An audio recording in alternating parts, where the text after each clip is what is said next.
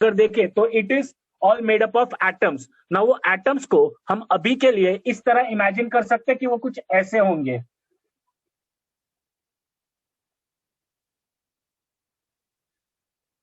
समझ लो स्टूडेंट्स, इस तरह। वैसे तो इसमें millions and millions of atoms होंगे, बट मैं ऐसे कुछ एटम्स कंसीडर कर रहा हूं यहाँ पे। सम नंबर लेट्स से, सिर्फ समझने के लिए कि यहाँ पे होता क्या है। अब एक्चुअली हम लोग मिलियन के मिलियन एटम्स को तो देख नहीं पाएंगे, तो पर कंसेप्ट समझने के लिए ऐसे इमेजिन कर लो कि एटम से बना होगा ना। हर एक एटम क्या कर रहा होगा अपने नेचुरल स्टेट में, वो एक स्टेट ऑफ वाइब्रेशन में होगा। हर एक मटेरियल उनके पास, जो हमने ये अभी तक पढ़ा है ना, थर्मल एनर्जी होता है, जो हर एक मटेरियल का इंटरनल एनर्जी होता है, उस एनर्जी से ये वाइब्रेट करेंगे और इनके वाइब्रेशन के कुछ एम्पलीट्यूड्स होंगे इस तरह। ये अलग अलग डायरेक्शन में, सॉरी नॉट अलग अलग डायरेक्शन में, बट अलग अलग एम्पलीट्यूड से कुछ इस तरह वाइब्रेट कर रहे हैं।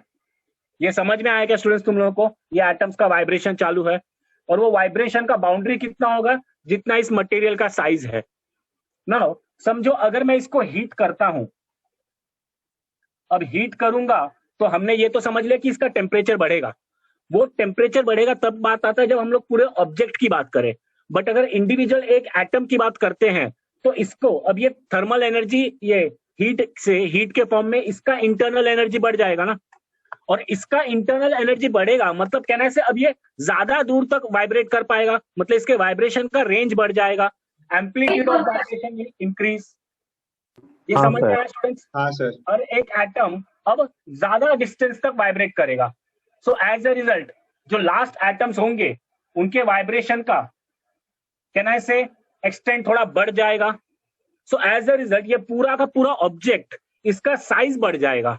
ये समझ में आया क्यों बढ़ रहा है ये साइज? सर मुझे एक डाउट है। बोलो क्या डाउट है? सर मतलब ऐसे नहीं होगा क्या कि वो मतलब सेम रेंज पे ही वाइब्रेट या ऑस्किलेट करेगा, बट उसका मतलब स्पीड इंक्रीज हो जाएगा, मतलब ज्यादा फास्ट करेगा वैसा?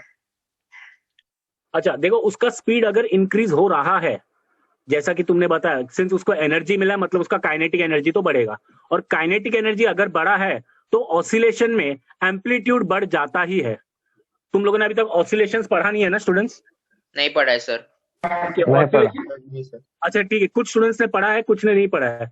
तो भी ये समझ लो, जिन्होंने पढ़ा है वो तो इमीडिएटली समझ जाएंगे, पर जिन्होंने नहीं भी पढ़ा ये सुन लो कि ऑसिलेशन का जो लिमिट्स होता है ना, मतलब कहां तक जाके, मतलब ऐसे अगर कुछ ऑसिलेट कर रहा है, यहां तक जाएगा फिर वापस आएगा, फिर इस तरफ जाएगा फिर इस तरफ आएगा, वो कितना दूर जाता है ये उसके एनर्जी पे डिपेंड करता है कि वो कितनी एनर्जी से ऑसिलेट कर रहा है।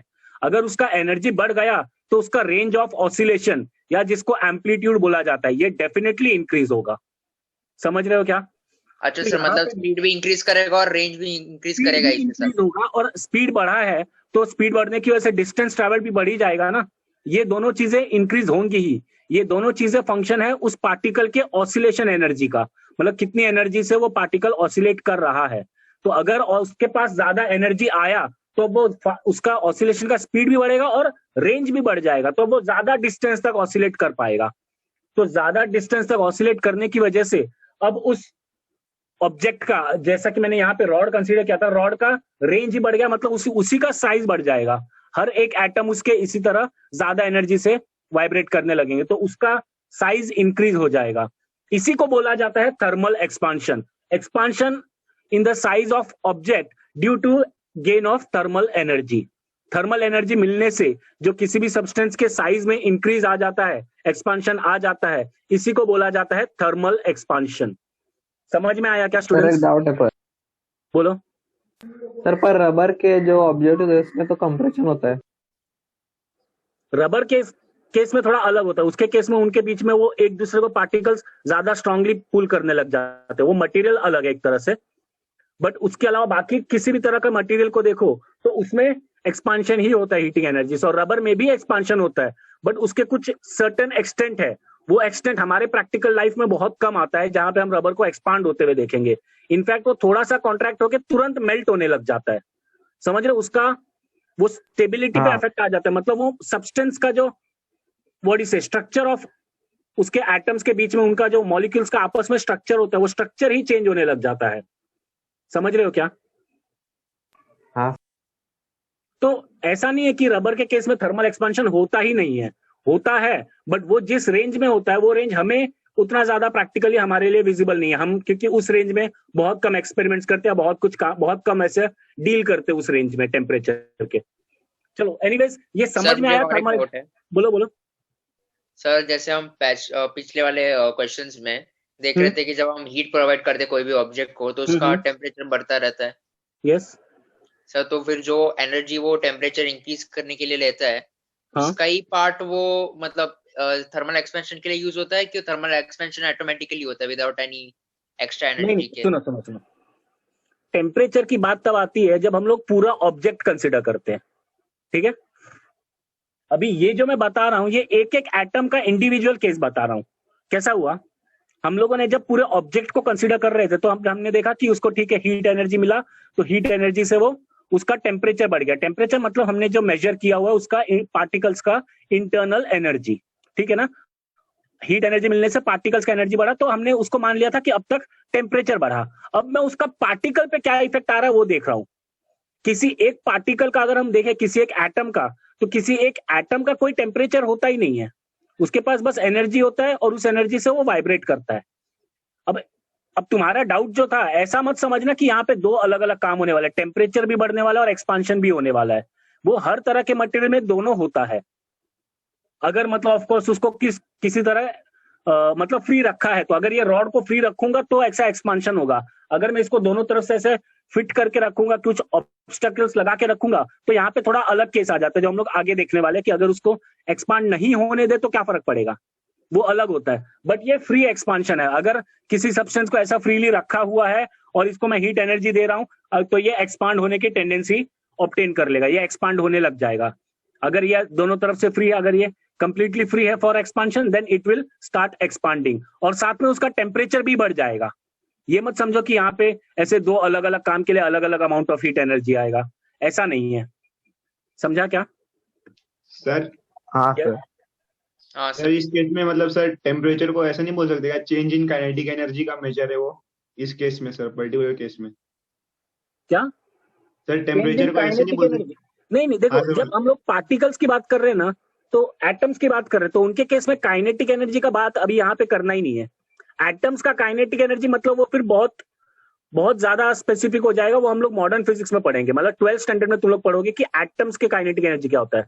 अभी तक काइनेटिक एनर्जी की जब भी बात आती है तो बॉडीज का होता है, ऑब्जेक्ट्स का होता है, मतलब जो मैक्रो साइज के होते हैं ना, जो कंपेयर थोड़े बड़े होते हैं, हम देख सके जिनको। हाँ एटम्स सर। के अभी तक काइनेटिक एनर्जी समझो, बट ये समझो कि एटम्स का इंटरनल एनर्जी क्या है। इस चैप्टर में हम लोग उनकी इंटरनल एनर्जीज की बात कर रहे हैं। सर तो मतलब वो एटम स्टेबल होने के लिए मतलब वाइब्रेट कर और उसमें इसका एक्सपेंशन हो जाता है। हाँ, बस एटम स्टेबल रहने के, हर एटम स्टेबल स्टेट में, उसके किसी भी सब्सटेंस के स्टेबल कंडीशन में उसके एटम्स वाइब्रेट कर रहे होंगे, और वो वाइब्रेट करते हैं बाय सम एनर्जी। उसी एनर्जी को हम बोलते हैं उस एटम का इंटरनल एनर्जी या थर्मल एनर्जी। अब जब हम लोगों ने हीट एनर्जी दिया तो उसका थर्मल एनर्जी बढ़ा, क्योंकि वो एनर्जी सारे पार्टिकल्स के पास जाएगा, तो हर एक पार्टिकल का थर्मल एनर्जी बढ़ेगा। थर्मल एनर्जी बढ़ने की वजह से दो चीजें होंगी, एक तो हम लोग एक काउंट हो जाएगा कि टेम्परेचर भी बढ़ गया, दूसरी एटम के अगर देखें तो एटम का ऑसिलेशन का रेंज बढ़ जाएगा, एटम अब ज्यादा डिस्टेंस तक वाइब्रेट करने लगेगा। So as a result sir उस हाँ सर। सब्सटेंस का साइज इंक्रीज हो जाएगा। सर Yes, क्या पूछा? इंडिविजुअल पार्टिकल का टेम्परेचर नहीं बढ़ेगा? इंडिविजुअल पार्टिकल के केस में टेम्परेचर का जैसा कंसेप्ट ही नहीं होता। ऐसा कभी नहीं होता कि एक एटम का क्या टेम्परेचर है या उस एटम का कितना टेम्परेचर है, ऐसा स्टेटमेंट कभी देखोगी नहीं। टेम्परेचर जब भी बात आता है तो वो कलेक्शन ऑफ पार्टिकल्स होता है। मतलब या तो अगर कोई सब्सटेंस है, जैसे कि अगर ये मार्कर है, तो हर एक पार्टिकल का इंटरनल एनर्जी होगा, बट पूरे ऑब्जेक्ट की जब बात करेंगे तो इसका कुछ टेम्परेचर होगा। इसी तरह गैसेस में होता है, हर एक एटम का अपना इंटरनल एनर्जी होता है, एक एटम का टेम्परेचर जैसा कोई कंसेप्ट नहीं है। टेम्परेचर का कंसेप्ट कब आता है, जब पूरा कलेक्शन ऑफ एटम्स है, मतलब या तो कोई गैस है या कोई सॉलिड है या लिक्विड है, उसके सारे एटम्स का इंटरनल एनर्जी, वो हमें टेम्परेचर से पता चलता है। सर कलेक्शन मतलब कितना बड़ा कलेक्शन, दो एटम्स का अगर नहीं ग्रुप नहीं लिया तो फिर उसके लिए डिफाइन कर सकते हैं? नहीं नहीं, उनके लिए भी टेम्परेचर डिफाइन नहीं होगा। मतलब Okay. ऐसा एक दो एटम्स का मतलब वो कंबाइन होकर कोई मॉलिक्यूल बन सकते हैं, कंपाउंड बन सकते हैं, सर बट मतलब उनके लिए कंबाइंड टेम्परेचर, ऑब्जेक्ट का पूरा? हाँ ऑब्जेक्ट्स का टेम्परेचर होगा, या गैस का हो सकता है, गैस कलेक्शन होता है अगर, उसका भी टेम्परेचर हो सकता है, लिक्विड्स का भी टेम्परेचर हो सकता है, बट एक दो एटम्स का ऐसा टेम्परेचर नहीं होता। टेम्परेचर तभी आएगा जब नंबर ऑफ एटम्स बढ़ जाता है, तब हम लोग उसका हर एक का इंटरनल एनर्जी मेजर करने के बजाय हम लोग कलेक्टिवली उसका टेम्परेचर मेजर कर लेते हैं, जिसका एक स्केल है जिससे हमें इंटरनल एनर्जी का कंपैरिजन मिल जाता है कि उसका इंटरनल एनर्जी कितना होगा। समझा क्या? हाँ हाँ। सर। सर सबको क्लियर समझ में आया ये बात? हाँ सर। अच्छा स्टूडेंट्स, तो थर्मल एक्सपांशन क्या होता है ये समझ में आ गया ना सबको? Expansion in the size of any object due to thermal energy, इसको बोला जाता है थर्मल एक्सपांशन। अच्छा, अब ये थर्मल एक्सपांशन में क्या होगा, अब इसको मेजर करते, यहाँ पे इसका मेजर आ जाएगा कि उसको कैसे मेजर किया जाता है। तो ये जो थर्मल एक्सपांशन होगा, अच्छा अब इसको समझो, लेट से मैंने उसको हीट एनर्जी दिया, हीट एनर्जी से एक्सपांड हुआ, एक्सपांड होके लेट से अगर उसका लेंथ चेंज होता है डेल्टा एल, मतलब ये उसका चेंज इन लेंथ है। ओके, तो अब ये चेंज इन लेंथ कितनी चीजों पे डिपेंड करेगा? First can I material. से कितना ये, हीट हाँ, कन्वर्ट किया वो? हीट एनर्जी पे नहीं डिपेंड करेगा, ऑफ कोर्स हीट एनर्जी पे डिपेंड करेगा, बट हीट एनर्जी पे उसका टेम्परेचर डिपेंड करेगा। तो एक तो ये डिपेंड करेगा किस पे? Change in type of temperature पे, material. So delta T temperature change हो जाएगा। दूसरा कैन आई से ये इनिशियल लेंथ पे भी डिपेंड करेगा, एल आई, हाँ सर। क्योंकि जितने ज्यादा एटम्स होंगे कैन आई से उतना ज्यादा उनका वाइब्रेशन का रेंज बढ़ जाएगा, मतलब ज्यादा जगह लगेगा ना वाइब्रेशन के लिए। अगर कम एटम्स होंगे तो थोड़ा सा एनर्जी आएगा, कम जगह में उनका वाइब्रेशन का जितना भी एनर्जी रिक्वायर्ड है, मतलब जितना भी एनर्जी मिलने से उनका जितना रेंज बढ़ जाएगा वो कम स्पेस में ऑक्यूपाइड होगा। अगर ज्यादा एटम्स है तो ऑफकोर्स ज्यादा चेंज आ जाएगा। ये समझ में आया क्या? और ये एक चीज पे डिपेंड करता है कि किस तरह के एटम्स है, मतलब कौन सा मटेरियल है, जो अभी तुम में से किसी ने बताया था। किसने बोला था वो? सर मैं। हाँ, नाम बताओ अपना, मैं देख नहीं पा रहा हूँ तुम लोगों को। Atharva, sir very good Atharva. तो ये यहाँ पे एक और चीज पे डिपेंड करेगा विच इज मटेरियल, और मटेरियल को हम क्लासिफाई करेंगे इसमें, जब उसके थर्मल एक्सपांशन को क्लासिफाई करते हैं तो यहाँ पे जो प्रॉपर्टी होता है इसको बोला जाता है thermal coefficient of expansion. Coefficient of expansion क्या होता है? ये कोएफिशिएंट ऑफ एक्सपांशन, ये मटेरियल स्पेसिफिक होता है। अलग अलग मटेरियल के लिए अलग अलग अल्फा का वैल्यू आएगा। अल्फा का वैल्यू जितना ज्यादा, मतलब समझ जाओ वो उतना जल्दी उतना ज्यादा एक्सपांड हो जाता है। अल्फा का वैल्यू कम, मतलब वो उतना कम एक्सपांड होता है। कुछ एक्सेप्शनल केसेस में, जैसे कि रबर में, for certain range of temperature alpha का वैल्यू नेगेटिव भी आता है, मतलब वहां पे वो कंडेंस हो रहा है, सॉरी कॉन्ट्रैक्ट हो रहा है। पर जनरली नहीं होता ना? नहीं, वो जनरली नहीं होता, और तुम्हारे सामने तो ऐसा कोई केस आएगा भी, तुम्हें कोई क्वेश्चन ऐसा नहीं आएगा जिसमें हम थर्मल कॉन्ट्रैक्शन होते हुए देखेंगे। वो एक्सेप्शनल केस है, उसका तुम्हें कोई चिंता करने की जरूरत नहीं, तुम लोग एक्सपांशन को ही समझते रहो। तो ये अल्फा समझ में क्या बोलते हैं? Thermal coefficient of? Coefficient of thermal expansion. अभी इतना ही नाम याद रखो, इसके 3 टाइप्स होते हैं, वो टाइप्स हम लोग अभी इसके बाद देखने वाले हैं। इसको क्या बोलते हैं? Coefficient of thermal expansion. ठीक है सर। हाँ बोलो। सर आपने जो उधर एलआई का टर्म लिखा है इनिशियल लेंथ का, हाँ हाँ सर मतलब हम लोग ने एक रॉड लिया सेम, मतलब एक पर्टिकुलर लेंथ के 2 रॉड लिए सर, और मटेरियल भी सेम है। हाँ, एक हॉलो है और एक सर अंदर से मतलब सॉलिड है। सॉलिड मतलब सॉलिड वाले में ज्यादा एक्सपेंशन दिखेगा ना हम लोग को? नहीं नहीं, दोनों, अगर दोनों का लेंथ इनिशियल, सुनो, अगर दोनों का इनिशियल लेंथ सेम है और दोनों में सेम टेम्परेचर चेंज आ रहा है तो दोनों का change in length, final change in length भी सेम ही होगा। सर पर एक हॉलो है और एक अंदर से भरा हुआ है पूरा उसके।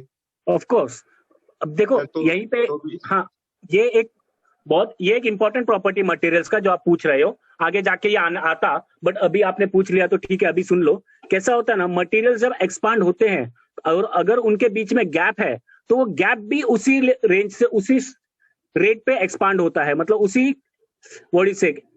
उसी एक्सटेंट से एक्सपांड होता है। उनके बीच का जो गैप रहेगा वो गैप भी एक्सपांड हो जाएगा और वो सेम एक्सपांशन होता है, सेम कोएफिशिएंट ऑफ एक्सपांशन रहेगा उसमें भी। समझा क्या ये? हाँ सर। मतलब सुनो, अभी सुन लो, ये पूछा ये तो, ये एक समझो रिंग है, ओके, और यहाँ पे डिस्क है। ये क्या हो गया मार्कर को? स्टूडेंट्स मैंने इंक अभी फिल किया था, आई डोंट नो क्यों ऐसा हो रहा है। हाँ, क्या बोल रहा था मैं? ये एक रिंग है और ये एक डिस्क है, दोनों का रेडियस सेम है, ओके, सेम रेडियस है और सेम मटेरियल है। अब अगर मैं दोनों को हीट करूंगा, ठीक है ना, हीट करने के बाद जब अगर उनको सेम टेम्परेचर डिफरेंस पे मैंने हीट किया ना, तो इसके इनका एक्सपांशन भी सेम ही रहेगा, मतलब उनका रेडियस हीट होने के बाद भी सेम ही रहने वाला है। ये रिंग है, बट जब ये एक्सपांड होगा तो इसके बीच का गैप भी उसी तरह एक्सपांड हो जाएगा जितना ये डिस्क है, इसका एक्सपांशन होगा। ये आइसोट्रोपिक मटेरियल्स में होता है। इस तरह के मटेरियल को बोला जाता है आइसोट्रोपिक मटेरियल।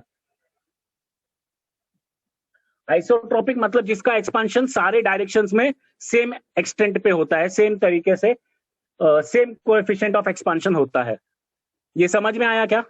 हाँ सर। तो एक बार वापस से सुनो ना रिंग सर का। लेकिन सर आपने बोला क्लासिफाइड है आइसोट्रोपिक, और जो आइसोट्रोपिक नहीं रहा है वो जो आइसोट्रोपिक नहीं रहेगा उसके फिर एक्सपांशन का फर्क रहेगा कि वो किसी एक डायरेक्शन में ज्यादा एक्सपांड हो जाएगा, दूसरे डायरेक्शन में कम एक्सपांड हो जाएगा। एक मिनट, हाँ ये मैं बताता अरे हूँ। आइसोट्रोपिक वाले ने समझ। रिंग और डिस्क, रिंग और डिस्क तो इमेजिन कर सकते हो ना तुम्हें, इसका फर्क दोनों का हाँ of सर, course एक समझ में आ रहा है। बहुत भरा हुआ है। हाँ, ये अंदर से खाली है, ये पूरा भरा हुआ है, ठीक है ना। अब जब एक्सपांशन होगा तो दोनों में आइसोट्रोपिक होने की वजह से दोनों में एग्जैक्टली सेम हर तरफ से एक्सपांड होगा। अच्छा, जो आइसोट्रोपिक नहीं होते उस तरह के, वो मतलब ऐसे मटेरियल्स होते हैं जिसमें किसी एक डायरेक्शन का एक्सपांशन ज्यादा हो, दूसरे का हो, मतलब अगर हीट होने के बाद वो कुछ ऐसा इलिप्टिकल हो जाए, इस तरह के केसेस होते हैं नॉन आइसोट्रोपिक में। और वो जब भी ऐसा कोई केस क्वेश्चन आएगा तो वो स्पेसिफाई किया जाएगा कि वो कहाँ एक्सपांड हो रहा है, कहाँ से एक्सपांड नहीं होने वाला। जो क्वेश्चंस में तुम समझ लोगे। वंस अगेन, नॉन आइसोट्रोपिक कोई क्वेश्चन में नहीं आता, कोई मटेरियल नॉन आइसोट्रोपिक नहीं है, मतलब हमारे सिलेबस में। वो मिक्सचर से ही बनाए जा सकते हैं, अलग अलग तरह की चीजें मिक्स करके।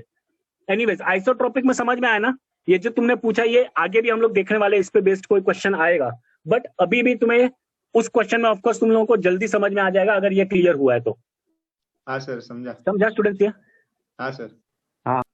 तो ये समझ में आ गया ना कि इनके बीच का गैप भी सेम कोएफिशिएंट ऑफ एक्सपांशन से इंक्रीज होता है। अच्छा, अब ये कोएफिशिएंट क्या होता है, इसको क्या बोलते हैं? ये तीन तरह के कोएफिशिएंट होते हैं। चलो ये डायग्राम तो तुम्हें समझ में आ गया ना, इसको थोड़ा विजुअलाइज कर लिया ना तुम लोगों ने? सर इसमें कुछ मतलब लिखना है डेफिनेशन? ना, लिखना कुछ सर नहीं है। रिंग और डिस्क का टेम्परेचर सेम है ना? हाँ, वही तो बोल रहा था, अगर सेम टेम्परेचर डिफरेंस रखा मैं क्या बोल रहा हूँ, इनिशियली रिंग का इनिशियल इसका जो भी टेम्परेचर है, दोनों का टेम्परेचर सेम है, दोनों का मटेरियल सेम है। ओके, सेम मटेरियल का है तो इसका कोएफिशिएंट ऑफ एक्सपांशन दोनों का सेम हो जाएगा। और अगर मैंने इनका सेम इनिशियल, ये रेडियस हो जाएगा, इनिशियल रेडियस भी दोनों का सेम है। ओके, तो अगर मैं उनको सेम टेम्परेचर डिफरेंस पे हीट करूंगा तो उनका सेम चेंज इन रेडियस आएगा। इंस्टेड ऑफ लेंथ यहाँ पे रेडियस इमेजिन कर लो। समझा क्या? हाँ सर। अच्छा, अब हम लोग ये कोएफिशिएंट ऑफ एक्सपांशन को देखेंगे।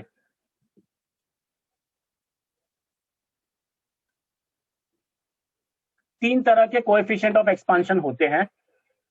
अब उनके इसमें तीन तरह के एक्सपांशन होते हैं और तीनों एक्सपांशन से रिलेटेड हम लोग कोएफिशिएंट डिफाइन करेंगे। पहला होता है लेंथ ऑफ एक्सपांशन, मतलब अगर इस तरह का इंक्रीज आ रहा है तो इसमें जो कोएफिशिएंट ऑफ एक्सपांशन होता है उसको बोला जाता है अल्फा, और ये होता है linear coefficient, no sorry not linear, coefficient of linear expansion, coefficient of linear expansion. Sir वो एक मिनट, वो फॉर्मूला लिखो ना पिछले वाला, वो मैंने लिखा नहीं था। वो तो लिखूंगा ही ऑफ कोर्स, अभी वो आगे उसको पढ़ाने वाला हूं ना, उस पर डेरिवेशन देखने वाले अपन, रुक जाओ, उसका टेंशन मत लो। ये समझा क्या? पहला अल्फा क्या है यहाँ पे? Coefficient of linear expansion. कौन सा एक्सपांशन है? अरे लिखना लीनियर। नहीं है मतलब? ये भी लिखना नहीं है, रुक जाओ, ये सब है तुम्हारे बुक में, जो लिखना होगा वो मैं बताऊंगा, ऑफ कोर्स तुमसे लिखवाऊंगा। हाँ, पहले सुनो, अभी चुपचाप सुनो। हाँ, जब एक्सपांशन अलोंग द लाइन होता है, ठीक है, क्या बोला जाएगा उसको? Coefficient of linear expansion. Linear क्या रिप्रेजेंट कर रहा है? कि एक्सपांशन अलोंग द लाइन हो रहा है। ये किस तरह के मटेरियल्स में होता है?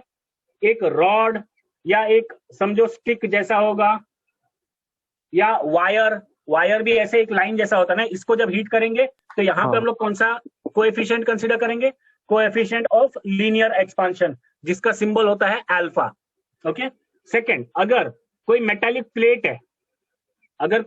प्लेट है या डिस्क है तो वो क्या होगा? यहाँ पे पूरा सरफेस एरिया है ना, अब अगर इसको हीट किया तो ऑफ कोर्स क्या हो जाएगा? ये हर तरफ से एक्सपांड होगा और इसका पूरा एरिया इंक्रीज हो जाएगा। क्या होगा? इनका पूरा सरफेस एरिया, हाँ सरफेस एरिया इंक्रीज हो रहा है, तो यहाँ पे सिंबल होता है बीटा, और बीटा को क्या बोला जाता है? Coefficient of surface expansion. Coefficient of surface expansion. Very good. अब तुम लोग समझ गए होगे तीसरा कौन सा होगा? कौन सा होगा तीसरा? Areal expansion. अरे ये coefficient area of volumetric expansion. Volumetric. Volumetric sir, मैं वॉल्यूमेट्रिक बोलना चाहता था, वो एरिया आ गया। हाँ ठीक है ठीक है, नेक्स्ट टाइम बराबर बोलना। हाँ तीसरा क्या होगा? अगर किसी सब्सटेंस का ऐसा वॉल्यूम में इंक्रीज आ रहा है, मतलब ये ऐसा आइस से वाटर, मतलब कोई भी किसी भी तरह के 3 डायमेंशनल ऑब्जेक्ट्स हो सकते हैं। हाँ। क्या बना दिया मैंने?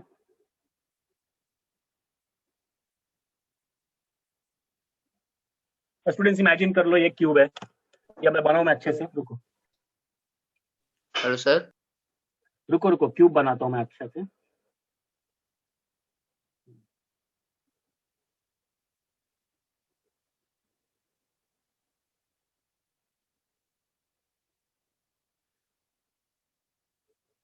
क्या हो रहा है?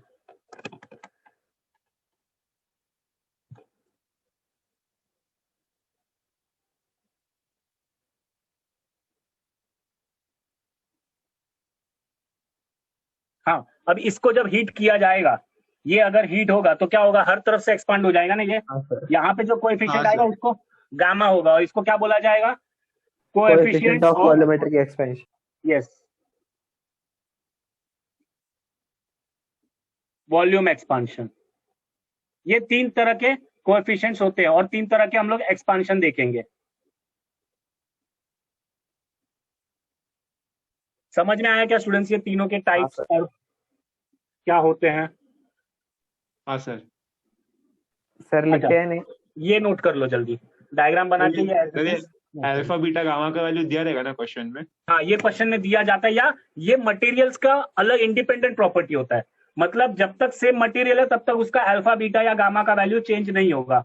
अगर मटेरियल चेंज हो तभी अल्फा बीटा गामा के वैल्यूज चेंज होते हैं। तुम्हें याद करने की जरूरत नहीं होगी, एक दो जो तुम लोग बार बार देखोगे वो याद हो जाएंगे, जैसे कि स्टील वगैरह के हम लोग बहुत क्वेश्चंस करेंगे तो वो याद हो जाएगा। बट नहीं भी हुआ तो याद करने की जरूरत नहीं, वो हमेशा तुम्हें एग्जाम में क्वेश्चन में दिया जाएगा।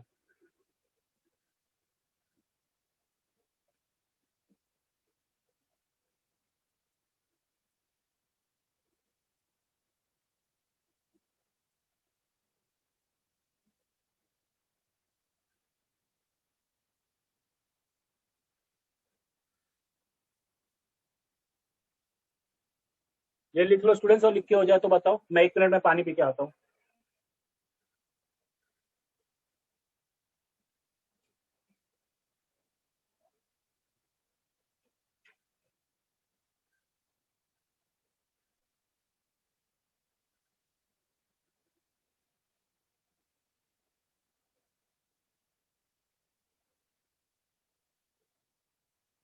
Done.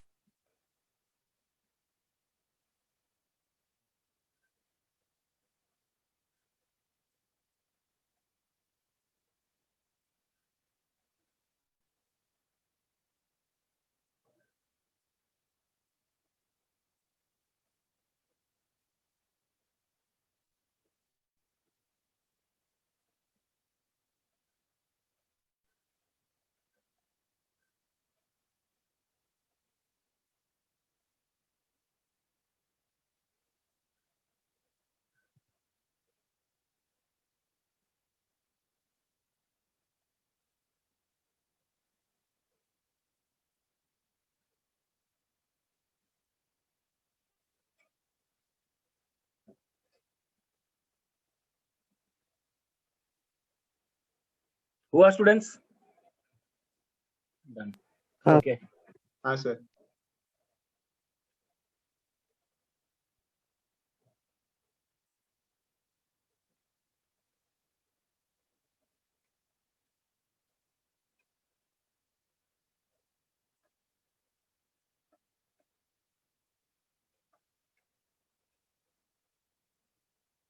अच्छा, अब हम लोग इसका इक्वेशन डिराइव करते हैं कि चेंज टेम्परेचर हीट करने पे कैसा चेंज आएगा ना स्टूडेंट्स।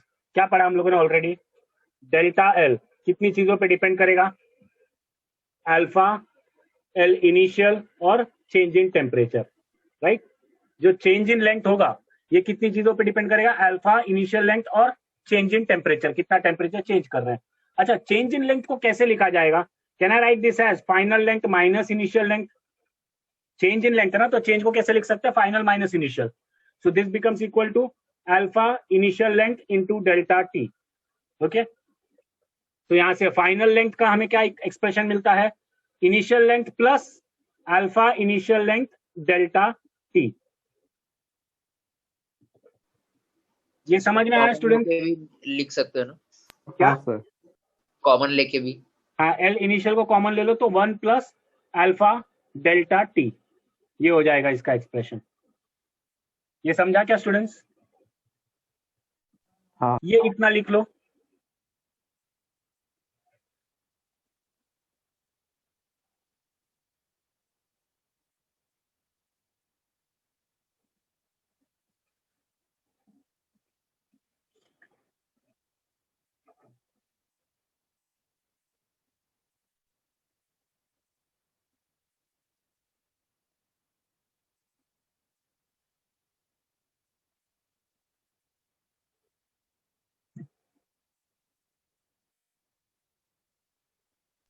Done sir. हो गया, एक मिनट ना, ठीक है। ये हमें फाइनल लेंथ का एक्सप्रेशन मिल गया। अच्छा, अब क्या करेंगे, ये तो फाइनल, ठीक है, इसको नोट कर लो। इस एक्सप्रेशन को हम लोग यूज करेंगे कई बार क्वेश्चंस में।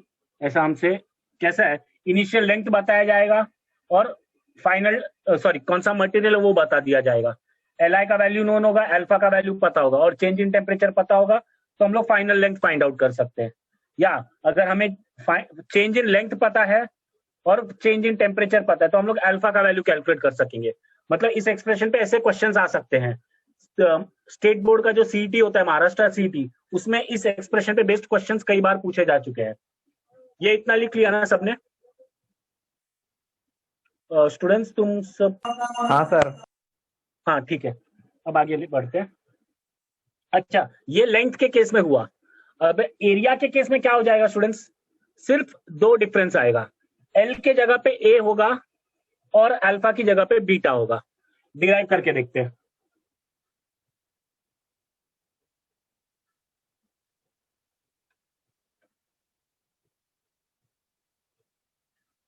क्या हो जाएगा, change in area delta A क्या हो जाएगा, initial area into beta into delta T. ये समझ में आया स्टूडेंट्स? जैसा लेंथ में चेंज हो रहा है वही दो डायमेंशंस में चेंज हो सकता है। मतलब अगर कोई मटेरियल है तो उसके, अगर 2 डायमेंशनल मटेरियल है, ऑब्जेक्ट है, तो उसके पार्टिकल्स का वाइब्रेशन भी दोनों डायमेंशंस में हो रहा होगा, तो एक्सपांशन भी उसका दोनों डायमेंशंस में इसी तरह हो जाएगा। तो एक्सप्रेशन वही रहेगा। इसको अब वापस एक्सपांड कर सकते हैं, final area minus initial area. This will be equal to initial area into beta coefficient of surface expansion into delta T change in temperature. So इसका भी एक्सप्रेशन हमें फाइनली वही मिल जाएगा, initial area into 1 plus beta delta T. ये समझ में आया स्टूडेंट्स? लाइकवाइज हम लोग यहीं पे ऐड कर सकते हैं। क्या? सिमिलरली वॉल्यूम का भी यही हो जाएगा, VF final volume will be initial volume into 1 plus gamma delta T. ये समझ में आया क्या स्टूडेंट्स? तो अगर हमें इनिशियल ये 3 वैल्यूज पता हो तो हम लोग किसी भी चीज का फाइनल वॉल्यूम या फाइनल एरिया या फाइनल लेंथ कैलकुलेट कर पाएंगे। अगर हमें उसका इनिशियल डायमेंशन पता होगा, इनिशियल लेंथ, एरिया या वॉल्यूम, और हमें उसका कोएफिशिएंट ऑफ एक्सपांशन पता है, जो भी होगा, length, linear expansion, surface expansion और वॉल्यूम एक्सपांशन, और चेंज इन टेम्परेचर पता होगा, तो हम लोग उसका फाइनल डायमेंशन कैलकुलेट कर पाएंगे। समझ में आया क्या स्टूडेंट्स? ये दिस इज गामा। ये इतना नोट कर लो। फिर एक अल्फा, बीटा और गामा के बीच में रिलेशन भी देखेंगे, वो आपस में कैसे कनेक्टेड होते हैं। ये इतना लिख लो। अच्छा, ये हो गया। वेरी गुड, सब लोग जल्दी लिख लो। ये एक्सप्रेशन है जो हम लोग यूज करने वाले for length, area and for volume expansion. हुआ स्टूडेंट? सबका हो गया? हाँ हाँ सर। सर। गुड।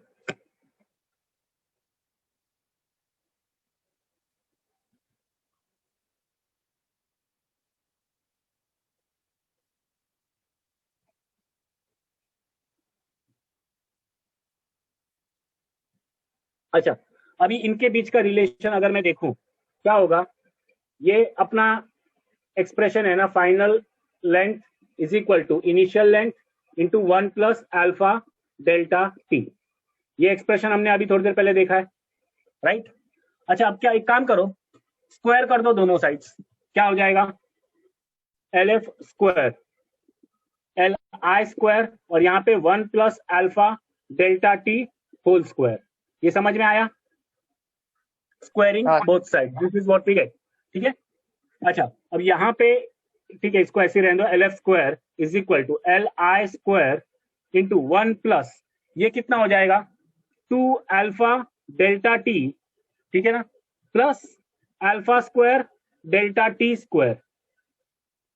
ये समझा स्टूडेंट्स, हमने एक्सपांड किया इसको। हाँ सर। स्टूडेंट समझ में आया ना, ये स्टेप इंपॉर्टेंट है। हाँ सर। अच्छा, अब यहाँ पे ये देखो, अल्फा जो होता है, अल्फा का वैल्यू बहुत छोटा होता है। अल्फा जनरली तुम्हें जिस रेंज में मिलेगा वो क्या हो जाएगा, alpha is equal to 1.2 into 10⁻⁻5। मतलब इसका वैल्यू कितना होता है, 10 का पावर -5। इसका ऑर्डर ऑफ मैग्नीट्यूड बहुत छोटा है, और ये जब स्क्वायर हो जाएगा तो कहना है ये नंबर और छोटा हो जाएगा ये वैल्यू, विच मीन्स हम लोग इस टर्म को निग्लेक्ट कर सकते हैं। हाँ, वो और छोटा नंबर हो जाएगा तो उसको हम लोग निग्लेक्ट कर सकते हैं compare to the other values, वो बहुत छोटा है, निग्लेक्ट हो जाएगा। यहाँ पे alpha square delta T is negligible, the term alpha square negligible हो जाएगा।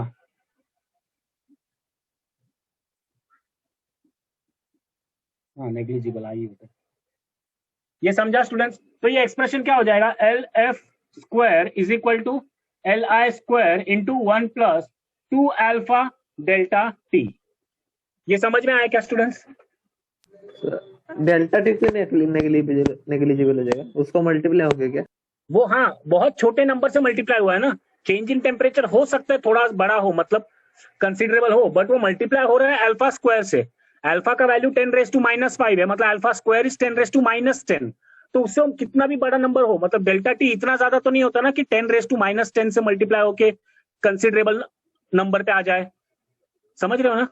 इतना ज्यादा टेम्परेचर चेंज भी नहीं होता, पॉइंट में आएगा। वही, वो नंबर बहुत छोटा होगा तो वो निग्लेक्ट किया जा सकता है। तो फाइनली जो एक्सप्रेशन अपने पास बचेगा वो ये होगा, L F square is equal to L I square into 1 plus 2 alpha delta T. अब देखो, अब यहाँ पे हम लोग इसका कंपैरिजन कर सकते हैं, ये स्क्वायर ऑफ फाइनल लेंथ है। नाउ देखो स्टूडेंट्स, जब भी दो लेंथ मल्टीप्लाई होते हैं तो हमें क्या मिलेगा, उनके बीच का एरिया। ये स्टैंडर्ड एरिया का एक जेनेरिक फॉर्मूला होता है, square of product of two different lengths. मतलब देखो, किसी भी तरह का एरिया, किसी भी शेप का एरिया देख लो, वो हमेशा दो लेंथ को मल्टीप्लाई करके ही मिलेगा, समझ रहे हो ना स्टूडेंट्स। तो यहाँ पे ये, इसको मैं समझ सकता हूं, कंपेयर कर सकता हूं एज फाइनल एरिया स्क्वायर। ये क्या, सॉरी, एरिया है तो स्क्वायर नहीं, स्क्वायर लेंथ का स्क्वायर हमें एरिया देता है, तो फाइनल एरिया। ये क्या हो जाएगा, इनिशियल एरिया, इनिशियल लेंथ का स्क्वायर मतलब initial area into 1 plus 2 alpha delta T.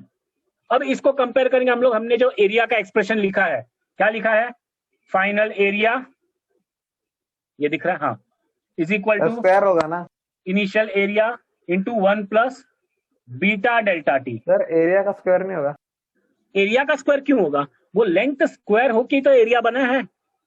हाँ, हम लोग जब लेंथ को स्क्वायर करते हैं, मतलब दो लेंथ आपस में मल्टीप्लाई होते हैं, तो उसी से एरिया मिलता है ना, एरिया का स्क्वायर नहीं मिलता है। अच्छा, ये समझ में आया क्या, ये एक्सप्रेशन जो हमने पहले ऑलरेडी लिखा है, ये एक्सप्रेशन जो लेंथ को स्क्वायर करके मुझे मिला है, दोनों से हमें क्या एक्सप्रेशन मिलता है, जब हम कंपेयर करेंगे इनको तो हमें बीटा और 2 अल्फा इक्वल मिल जाएगा ना, समझा क्या स्टूडेंट्स।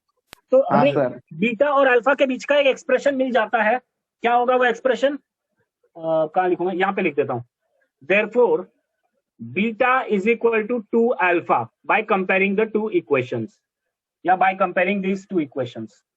समझ में आया क्या स्टूडेंट्स? स्टूडेंट्स हाँ हाँ सर, समझा ना। अच्छा, एक काम करो, अभी हेडिंग लिखो, relation between alpha beta and gamma. Heading लिखना, उसके बाद रिलेशन बिटवीन क्या, हाँ, वो जो लिखा था ना अभी तक, जो लिखा है उसके बाद ये हेडिंग लिखो सीधे, relation between alpha beta and gamma. और ये नोट करना स्टार्ट कर दो, ये लास्ट इक्वेशन है, लास्ट स्टेप होगा तुम्हारा। ये इतना नोट कर लो, ये लास्ट में लिखो, और जैसे लिख के हो जाए बताओ मुझे। मैं तब तक इंक फिल कर देता हूं।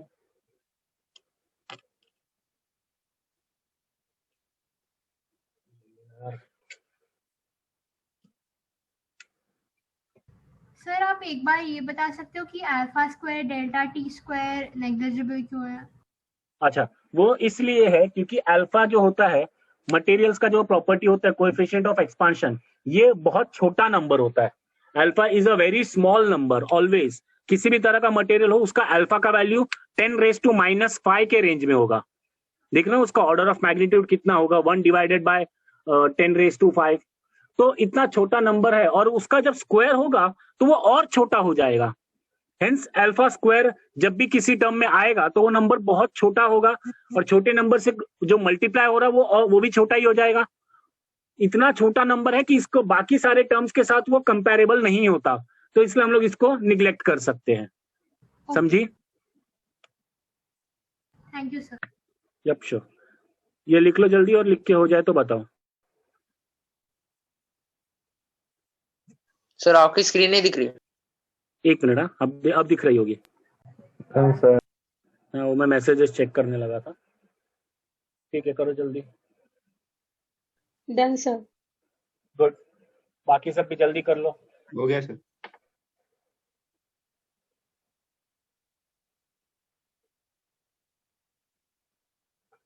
हुआ स्टूडेंट सबका? हाँ सर। ओके।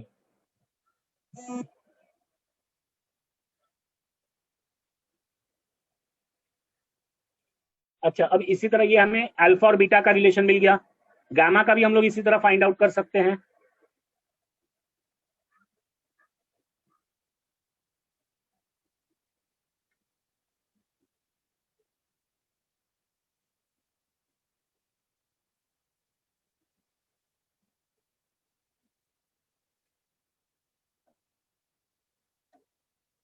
अब उसी में आगे कंटिन्यू करते हैं।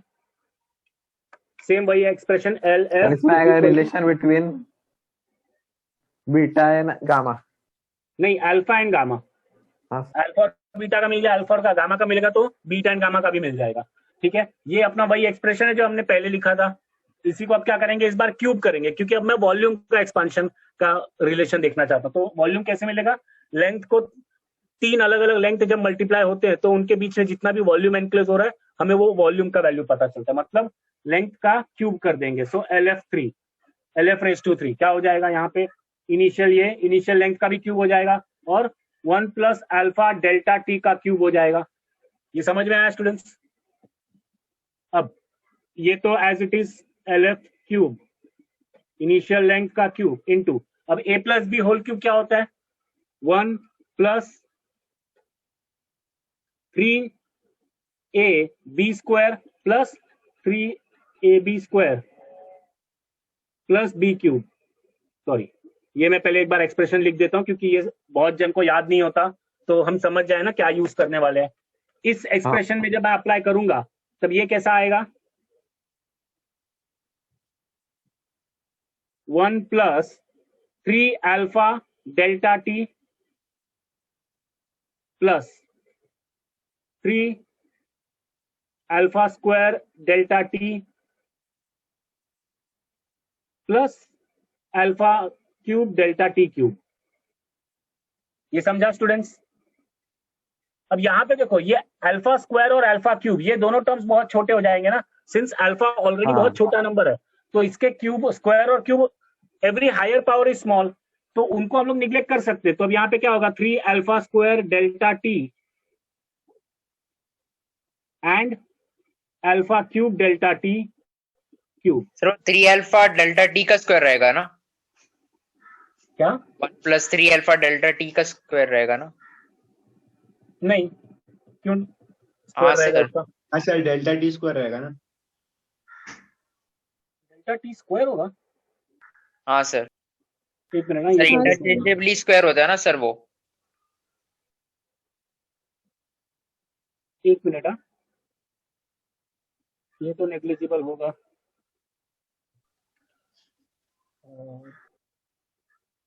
एक मिनट, मुझे भी याद नहीं आ रहा A plus B whole cube का एक्सप्रेशन क्या होता है exactly. Sir A cube plus B cube plus 3a square B plus 3ab square. Sir वो सही है, सिर्फ उधर डेल्टा टी स्क्वायर आएगा ना, बस एक जगह अल्फा स्क्वायर आया इसलिए। हाँ हाँ, बोल सर तो वो सही रहे अल्फा बात, स्क्वायर बट डेल्टा ऐसा टी एक्सप्रेशन स्क्वायर में है। तो नहीं होता। एक मिनट रुक जाओ, ऐसा एक्सप्रेशन में तो नहीं होता।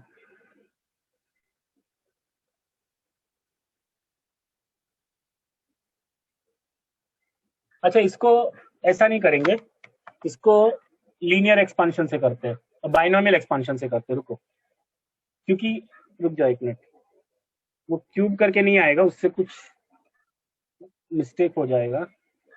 ये क्या होगा, बाइनोमियल एक्सपांशन पढ़ा है स्टूडेंट्स तुम लोगों ने? हाँ सर। हाँ सर। हाँ सर पढ़ लिया। हाँ सर क्या पढ़ा। होता है बाइनोमियल एक्सपांशन, एक बार बताओ जरा।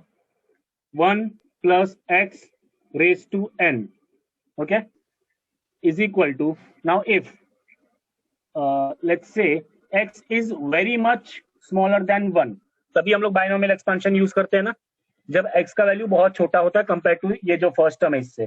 तो ये क्या हो जाएगा, 1 plus n into x।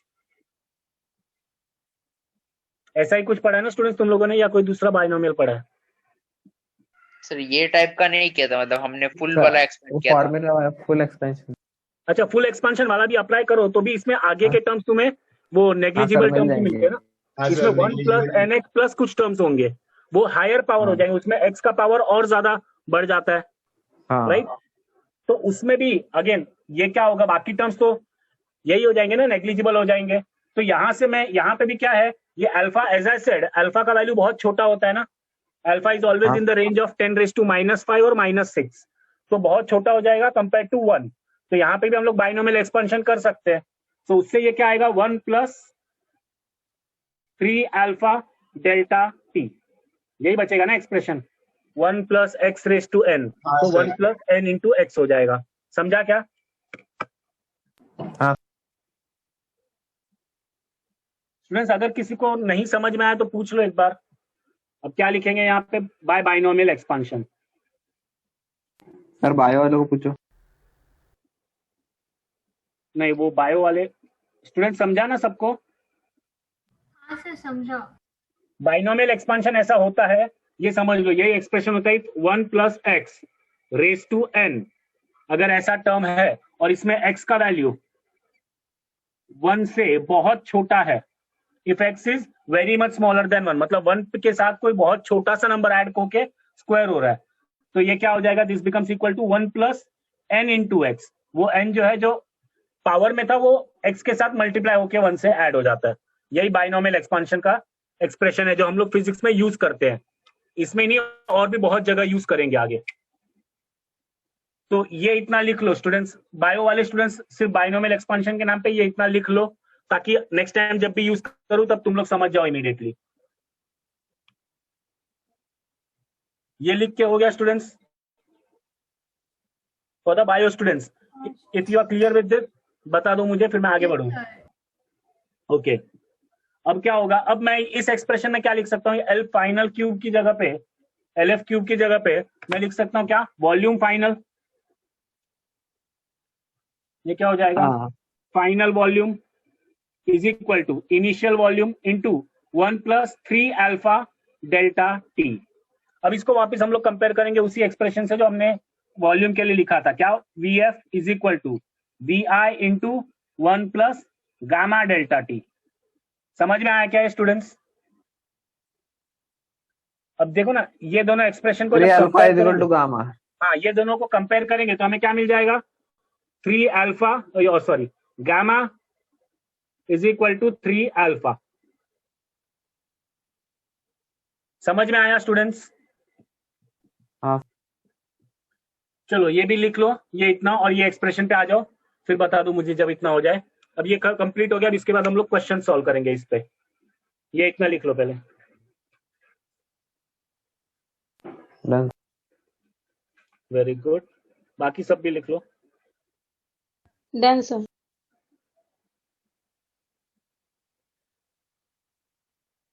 Good, सबका हो गया।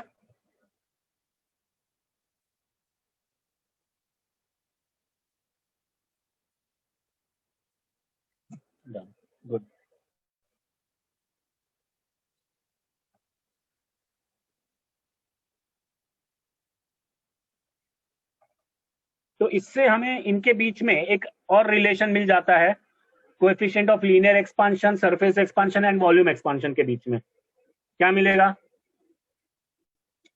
Alpha is equal to twice of beta, नहीं, alpha is equal to beta by 2 हो जाएगा ना, हाँ is sir, equal to gamma is by equal to 3। Gamma by 3। ये इन तीनों के बीच का एक्सप्रेशन होगा, ये भी नोट कर लो स्टूडेंट्स, इस फॉर्म में भी एक बार लिख लो, फिर क्वेश्चंस करते हैं। क्वेश्चंस कहाँ गए?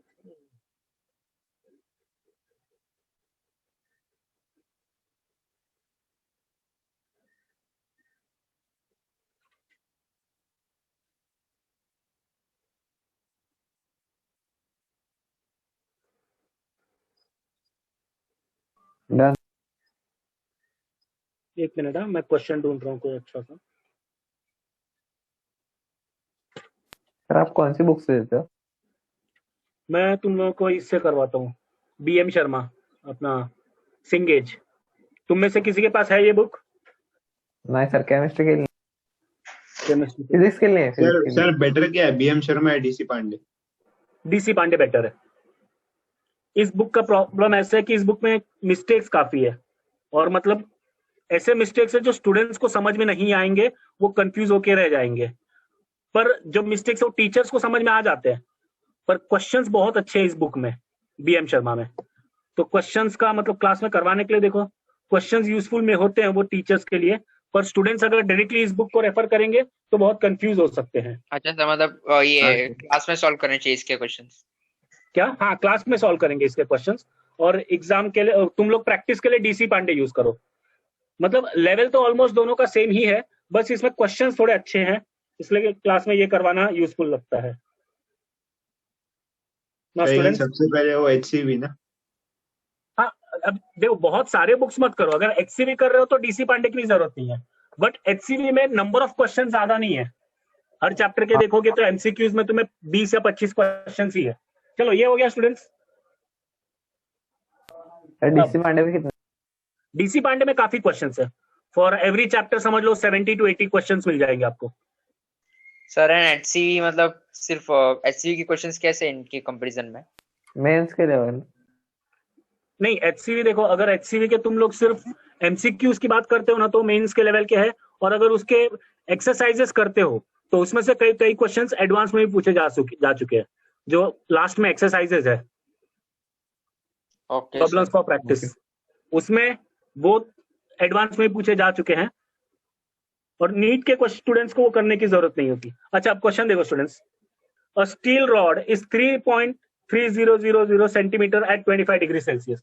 मैं क्वेश्चंस लिख रहा हूं, तुम लोग भी नोट करना स्टार्ट कर दो। अ स्टील रॉड इज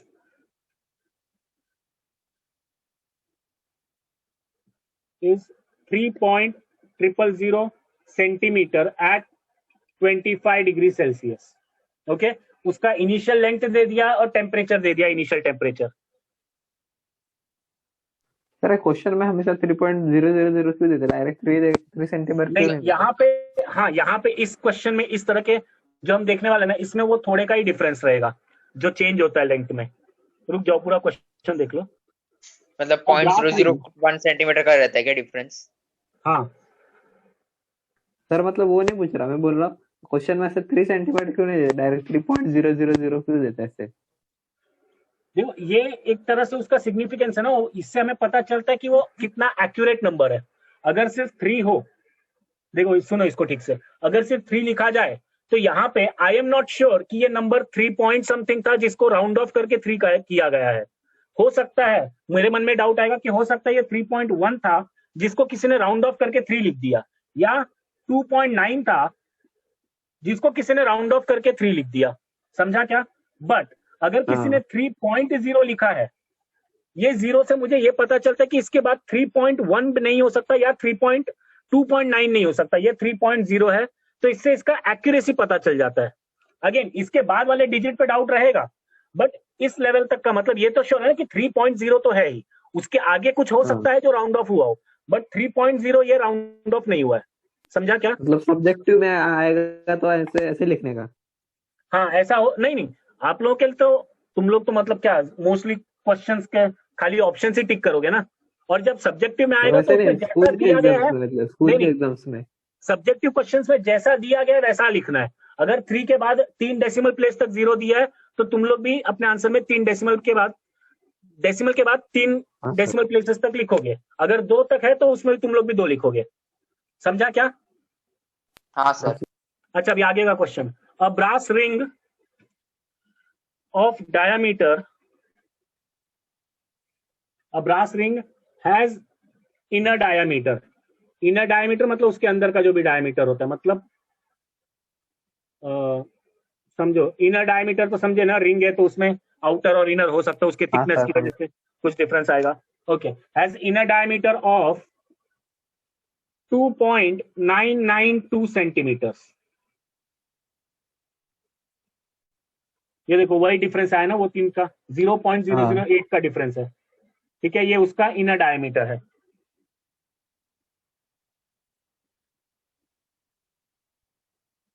ये भी कितना है? At 25 degree Celsius, at 25 degree Celsius. Okay, और इसके साथ क्या बताया गया है? At what temperature will the ring just slide on the rod? At what temperature, ये मार्कर को क्या हो गया?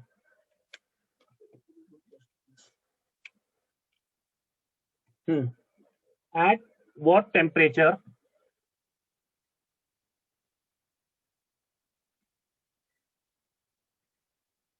at what temperature will the ring just slide on the rod? Question समझा स्टूडेंट्स? नहीं सर। हाँ सर। अच्छा, अब इसमें एक मिनट है, इसका कोएफिशिएंट ऑफ एक्सपांशन देखता हूँ। बता रहा हूँ मैं, वो इस क्वेश्चन में नहीं दिया क्योंकि वो आई डोंट नो, इस बुक में एक साथ ही दे दिया गया स्टार्टिंग में, तो मैं वो ढूंढ के रुको बताता हूँ तुम्हें। सर स्टील और ग्लास ना? हम हाँ, एलआई क्या लेंगे, डायमीटर लेंगे या रेडियस? नहीं डायमीटर ही लेंगे ना। जब देखो वो पूरा रिंग उसके ऊपर स्लाइड होना है ना, पूरा रिंग स्लाइड होना है, मतलब हाँ डायमीटर इंपॉर्टेंट होगा ना। Okay sir.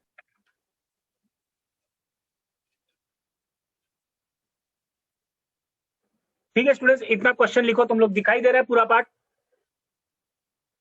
जो नहीं दिख रहा उसको मैं वापस एक बार लिख देता हूँ। एट 25 डिग्री सेल्सियस, ये इतना क्वेश्चन लिख लो स्टूडेंट्स। मैं अभी अल्फा की वैल्यू बताता हूँ दोनों के लिए, स्टील और ब्रास के लिए।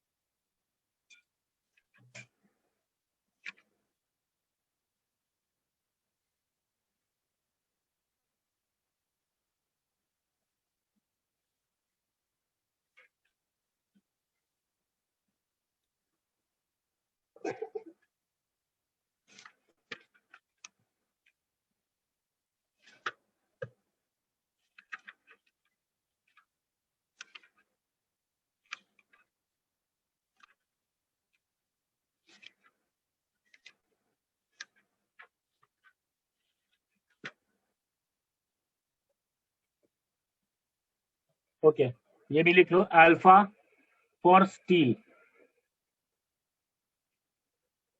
Is equal to 12 into 10 raised to minus 6 per degree Celsius, and alpha for brass is equal to 18 into 10 raised to minus 6 per degree Celsius.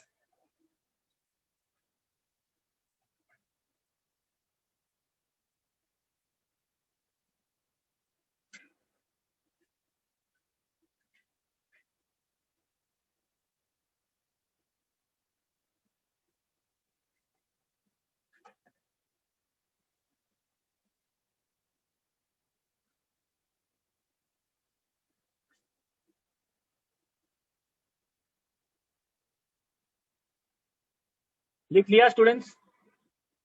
जल्दी लिख लो, लिख के हो जाए तो बताओ। क्या सर हो लिख गया लिया? सब कुछ। अल्फा की वैल्यू लिखे फॉर ब्रास एंड स्टील? हाँ सर। हाँ सर। श्योर सबने लिख लिया? हाँ sir. Yes sir. Okay sir alpha का यूनिट यही रहता है क्या अपॉन डिग्री हाँ। सेल्सियस? उसका यही होता है, ये डिग्री सेल्सियस का इनवर्स पर यूनिट टेम्परेचर होता है। रुको उसका यूनिट भी बता देता हूँ मैं। पहले ये लिख लिया ना सबने? ये क्लियर कर दूं पूरा? हाँ sir. Okay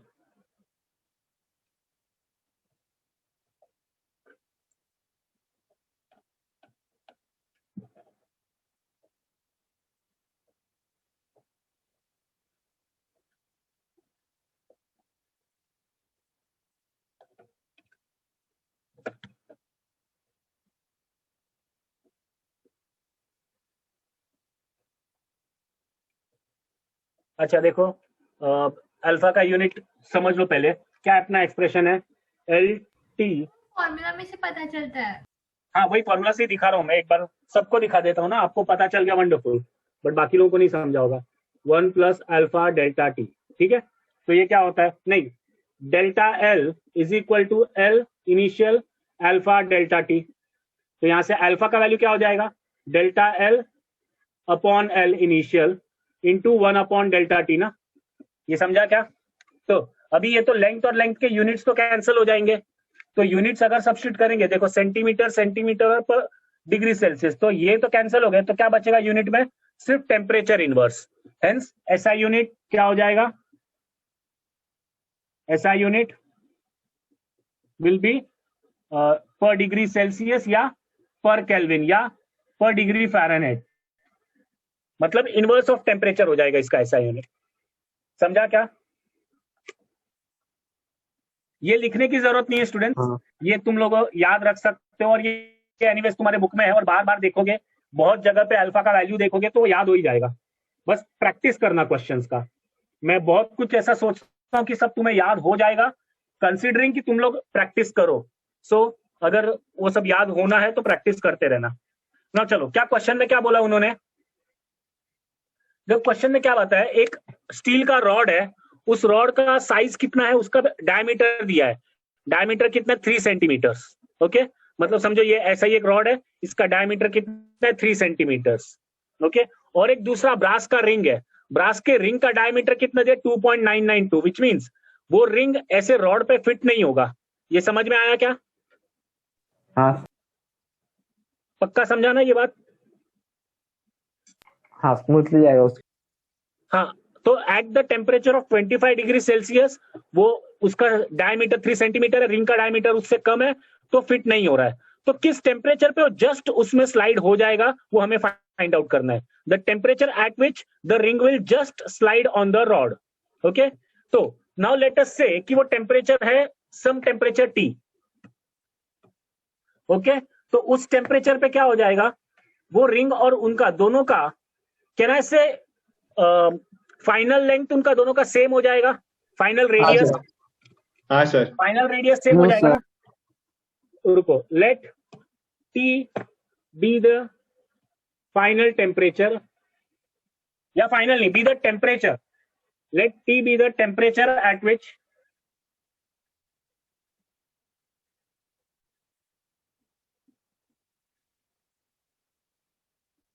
let T be the temperature at which the ring finally slides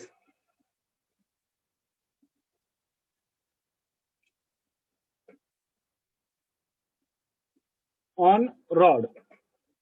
तो ये T टेम्परेचर कितना होगा, तो डेल्टा T कितना हो जाएगा? Can I say delta T is equal to T minus 25, क्योंकि इनिशियल टेम्परेचर सबके लिए 25 था और फाइनल टेम्परेचर T है, तो डेल्टा T का वैल्यू क्या मिलेगा? T minus 25। ये समझा क्या? हाँ।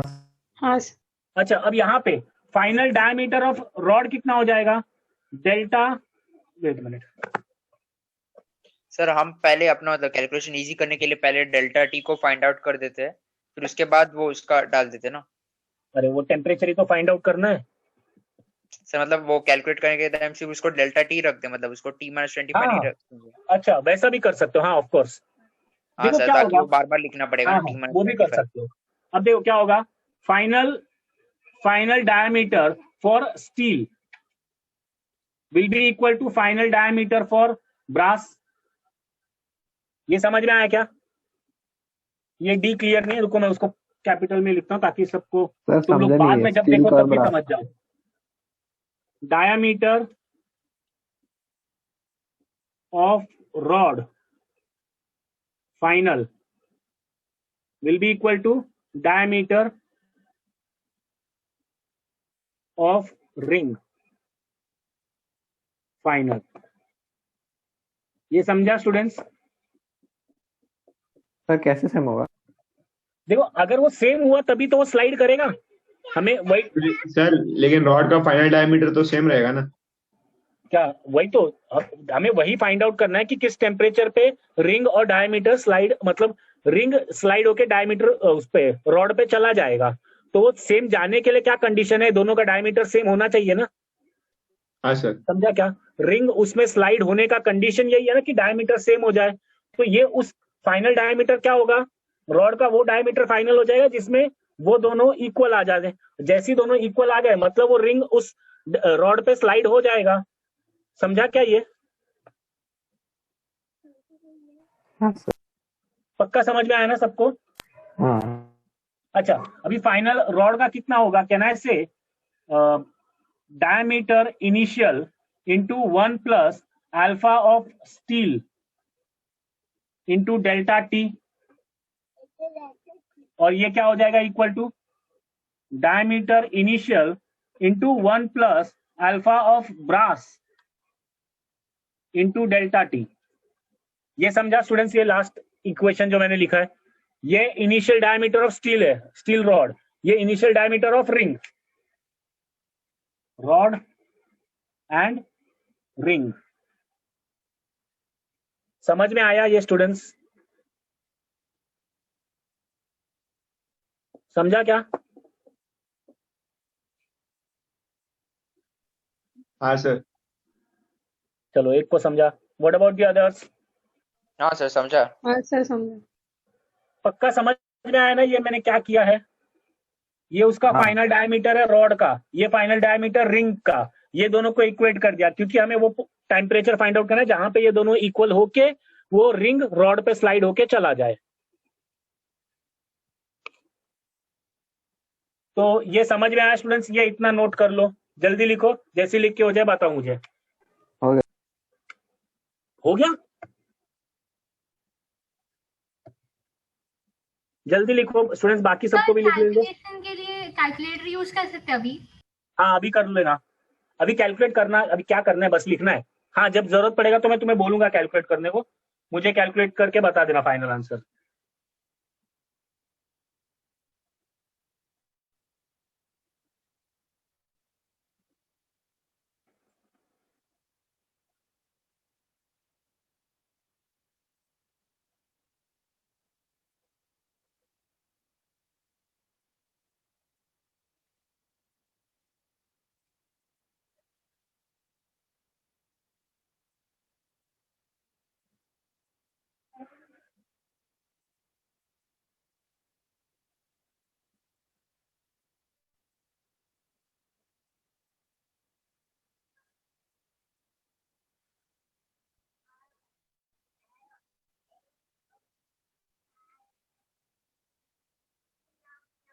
हुआ स्टूडेंट्स?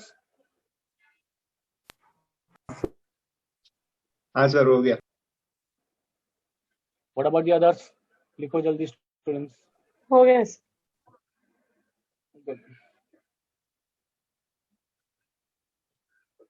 अच्छा अभी ये इक्वेशंस लिखता हूं मैं, इनके वैल्यूज लिखता हूं।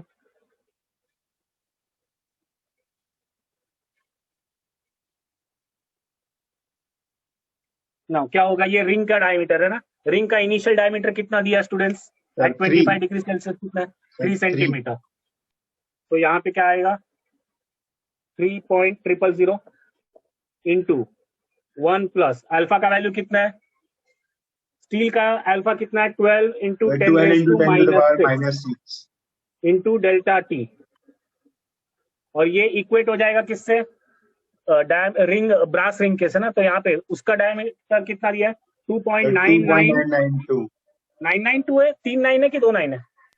सर 2 9 और फिर 2 2.992 हाँ 992 into 1 plus 18 into 10⁻⁻6 delta T. ये समझ में आया स्टूडेंट्स? स्टूडेंट्स ये वैल्यू समझे ना मैंने क्या लिखे है?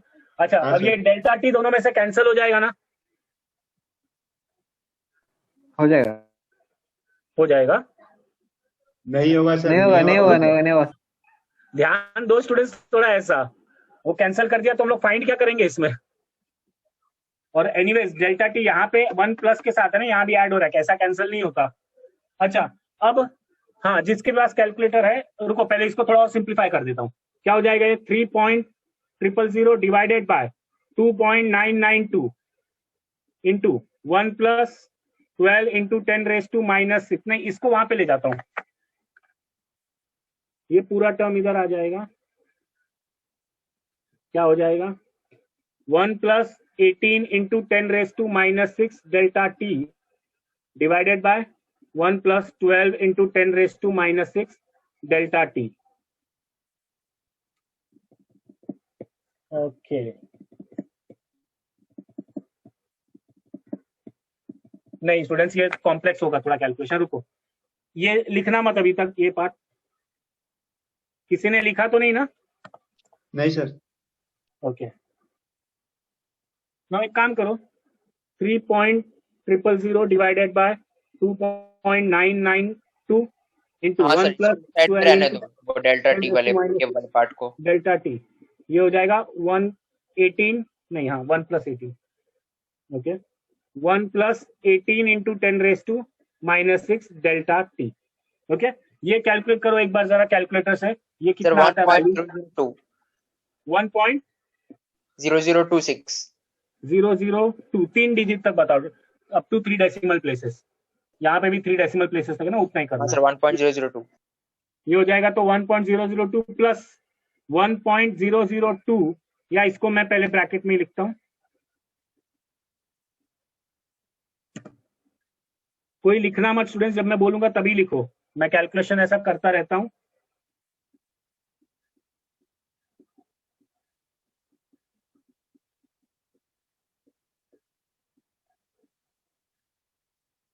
अच्छा अभी ये अंदर लेंगे अगर, तो यहाँ पे 1.002 आ जाएगा, प्लस इससे मल्टीप्लाई हो जाएगा ना ब्रैकेट में, जब ओपन करेंगे तब क्या होगा ये एक्सप्रेशन? सर हो जाएगा 1.002 प्लस 12.024।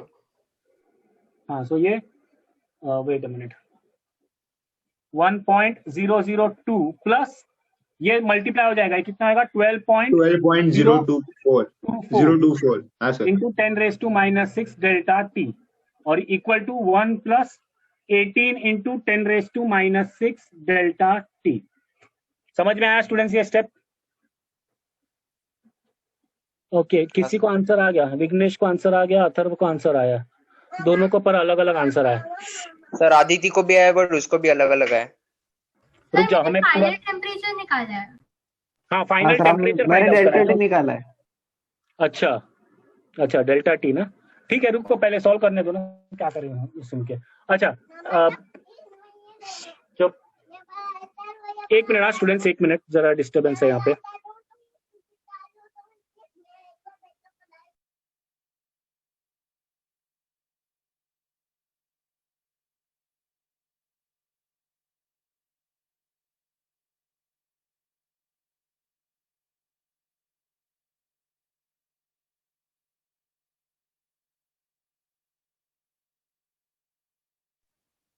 हाँ students sorry for the disturbance. अच्छा अब ये वैल्यू कैलकुलेट कर सकते हैं आगे, इसमें से भी डेल्टा टी मिल सकता है।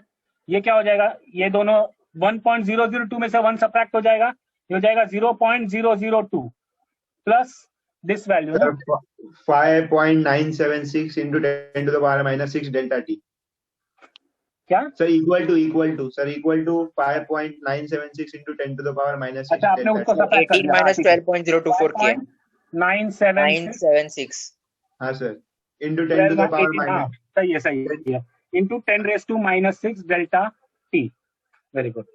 तो अब ये यहाँ से अब डेल्टा टी का वैल्यू मिल सकता है, क्या हो जाएगा? हाँ, सर। डेल्टा टी 334 आ रहा है equals sir. 0.2 divided by 5.976 into 10⁻⁻12 sorry -6। तो ये वैल्यू कितना आता है? कैलकुलेट करके बताओ स्टूडेंट्स, अगर तुम्हारे पास कैलकुलेटर है तो। सर मुझे तो सर 2 जन 334 का सेम आया, मेरा और आदित्य का। क्या आया? सर 448। 448। सर बट मुझे 334 आ रहा है इतना डिफरेंस तो नहीं होना चाहिए यार। सर। मैं 440 और कैलकुलेटर में ही कर 330 रहा हूँ मतलब। सर, नहीं, वो सर, वो 0.002 divide by sir, final temperature 476। 5.976 sir मैं। सर अच्छा डेल्टा शांत टी शांत रुको, मैं 334 बताता आ रहा हूँ, है। रुक जाओ मैं बताता हूँ।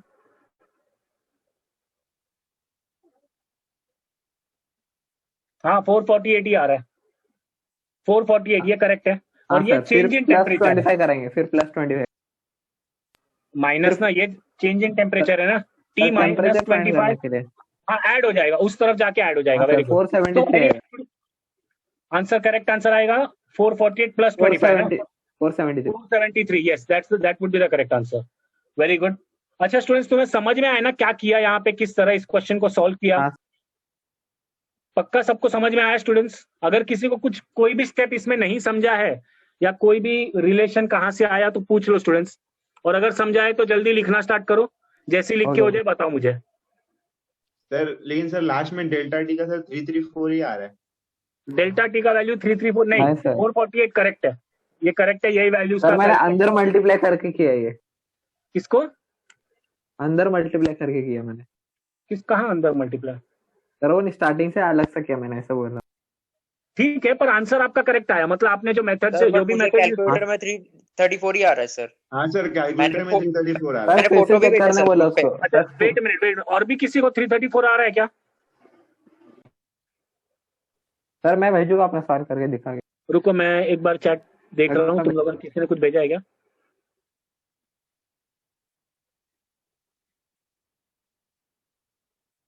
Students 473 is the correct answer.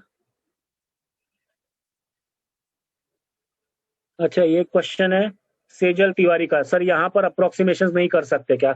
Sejal यहाँ पे अप्रोक्सीमेशन नहीं कर सकते क्योंकि वो जो अप्रोक्सीमेशन हो जाता उसी से अपना डिफरेंस चला जाता। अगर अप्रोक्सीमेट करते तो 2.992 को अप्रोक्सीमेट करके 3 से कर देते ना, तो आंसर ही नहीं आता कुछ, इसलिए यहाँ पे अप्रोक्सीमेशन नहीं किया जा सकता।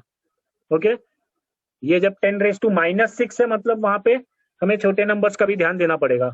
और आंसर, और कुणाल को आंसर 334 ही आया है। कैसे आ रहा है कुणाल 334? सर कैलकुलेटर पे सर 334 ही है।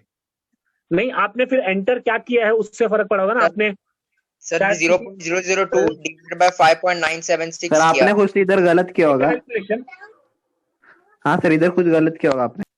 वेट अ मिनट, इसको फिर ये कैलकुलेट करने के आंसर दूसरा आता है, पर आंसर एक मिनट रुक जाओ, एक मिनट रुक जाओ, चुप हो जाओ। देखो इसमें ये 1.002, ये 1 यहाँ पे लेके आऊंगा तो माइनस हो जाएगा। 1.002 माइनस 1 कितना होएगा?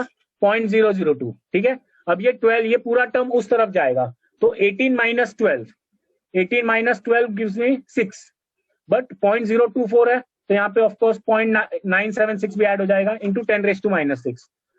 तो ये तो करेक्ट है स्टूडेंट्स। सर आप एक बार वो कैलसी में वैल्यू डाल के देखो ना सर सर। 334 ही आ रहा है सर, 334 ही आ रहा है। सर ये 334 ही 334 आएगा। नहीं सर। वेट अ मिनट स्टूडेंट्स, नहीं तो हो सर सकता है आपने यहाँ पे क्या?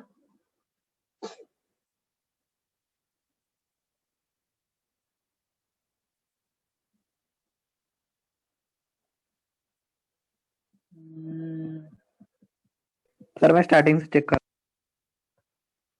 ये क्या हो गया? सर 334 आ रहा है।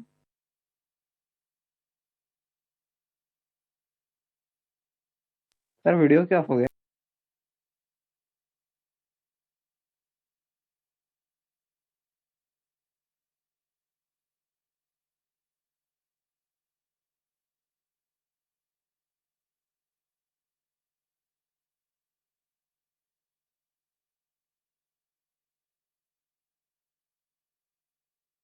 सर वो अथर्व ने कैलकुलेशन ही अलग किया है।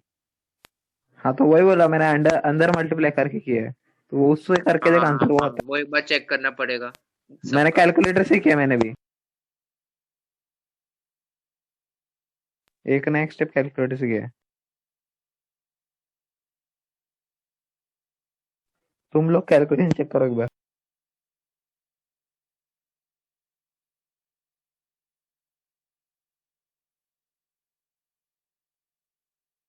सर बुक में आंसर क्या दिया?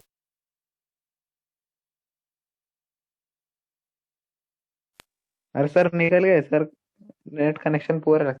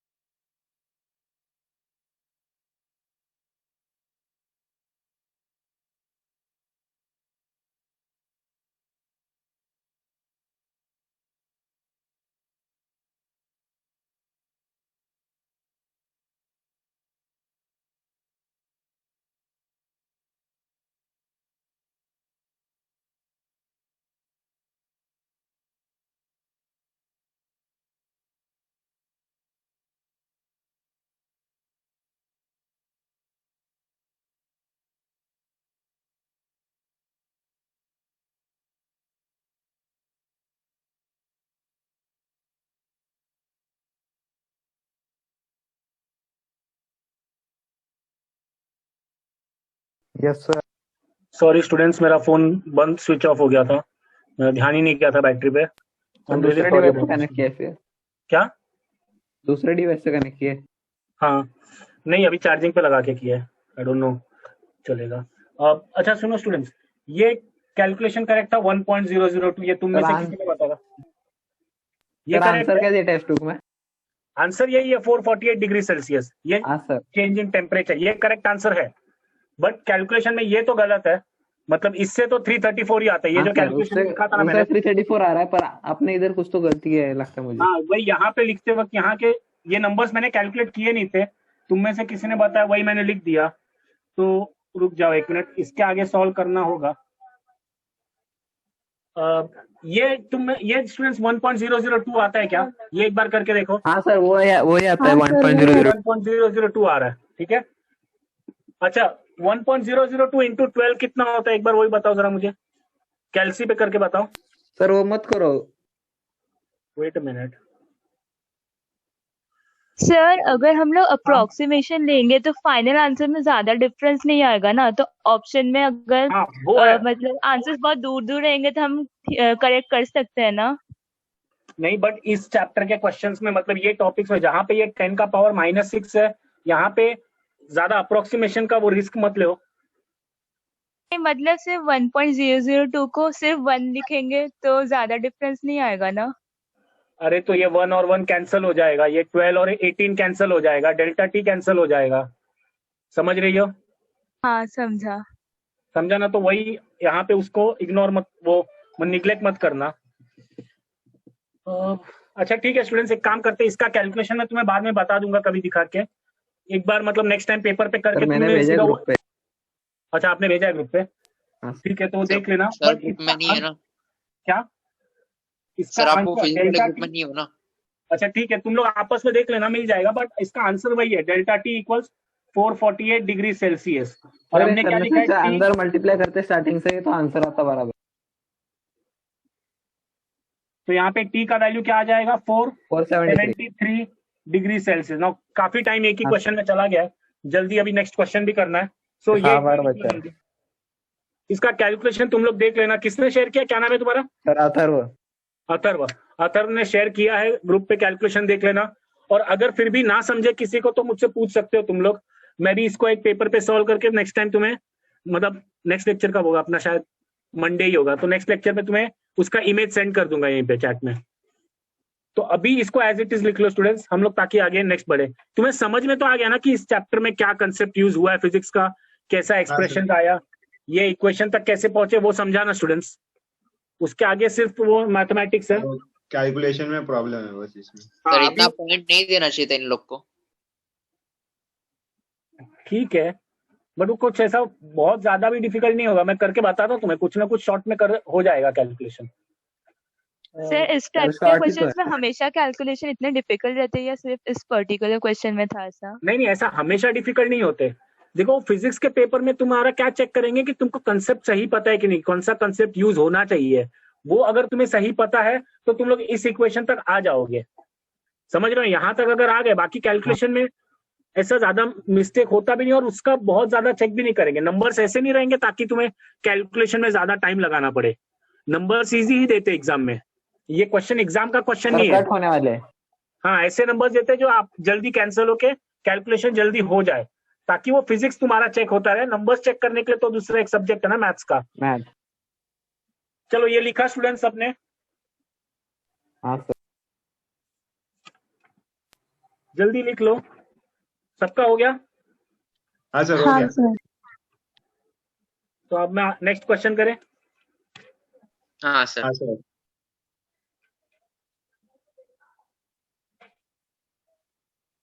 अच्छा देखो, अब एक दूसरा क्वेश्चन कैसा है, ये भी थोड़ा कॉम्प्लेक्स क्वेश्चन है। कैलकुलेशन कॉम्प्लेक्स नहीं है, इसमें कंसेप्ट समझना इंपॉर्टेंट होगा, ठीक है?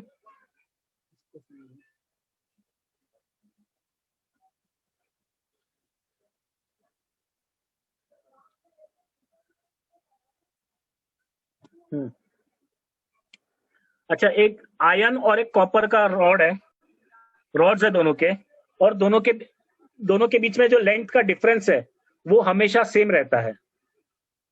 समझा क्या ये स्टेटमेंट? सुनो क्या बोला है। आयरन और कॉपर के रॉड्स के बीच में उनके लेंथ कुछ ऐसे लिए गए हैं कि उनके बीच में जितना लेंथ का डिफरेंस है, हर टेम्परेचर पे उनका टेम्परेचर लेंथ का डिफरेंस उतना ही रहता है। तो और हमें फाइंड आउट करना है कि उनका ओरिजिनल लेंथ कितना होगा।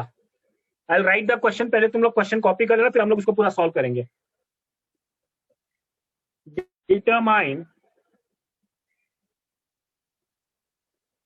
the length of an iron rod and a copper rod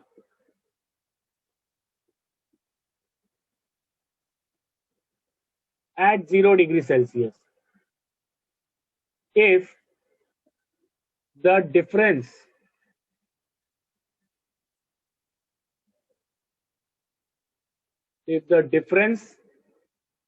between their lengths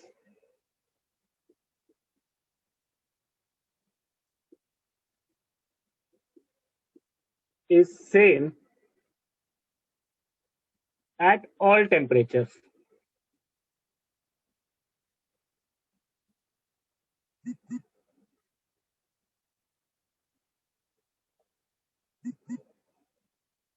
At all temperatures and is equal to 2 centimeter.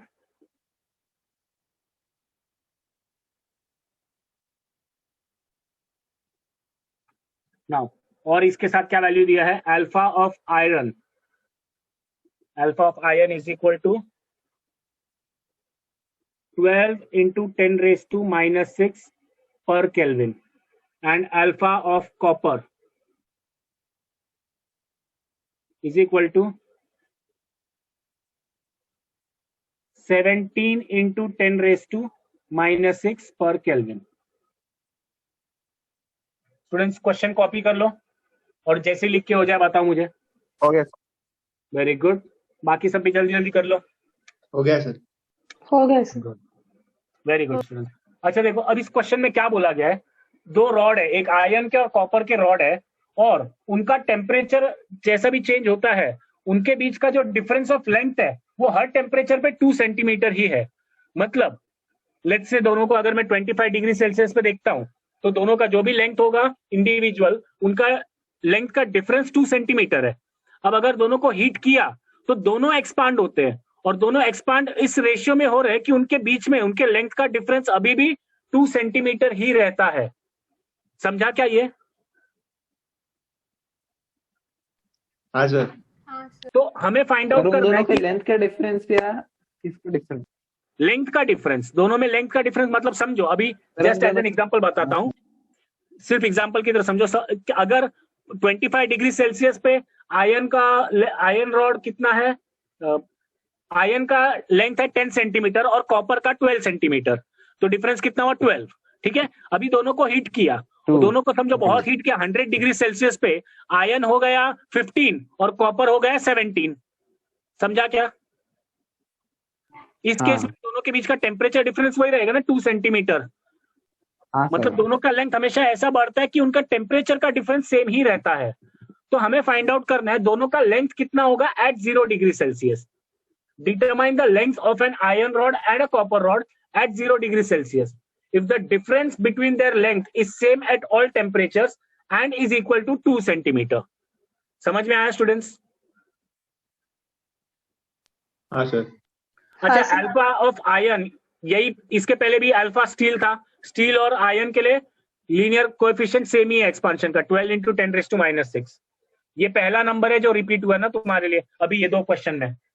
Copper का 17 होता है, छोड़ दो वो सब याद रखने की जरूरत नहीं। आयरन का याद रखना, आयरन या स्टील का याद रखना 12 होता है। चलो ठीक है, याद रहा तो याद रहा, बस क्वेश्चंस का प्रैक्टिस करना। अब इस क्वेश्चन को कैसे सॉल्व करेंगे हम लोग?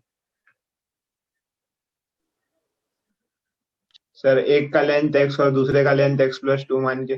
हाँ ठीक है, ऐसा भी कर सकते हो, रुको, बट इसको सॉल्व करने का एक स्पेसिफिक तरीका है, क्योंकि इन दोनों रॉड्स के बीच में कोई एक स्पेसिफिक कंडीशन है जो पूरा होता है, तभी ऐसा होता है कि उनके बीच का लेंथ का डिफरेंस कांस्टेंट रहे। एक कंडीशन होता है, अगर वो कंडीशन सेटिस्फाई हुआ है तभी उनका ये लेंथ का डिफरेंस कांस्टेंट रहता है।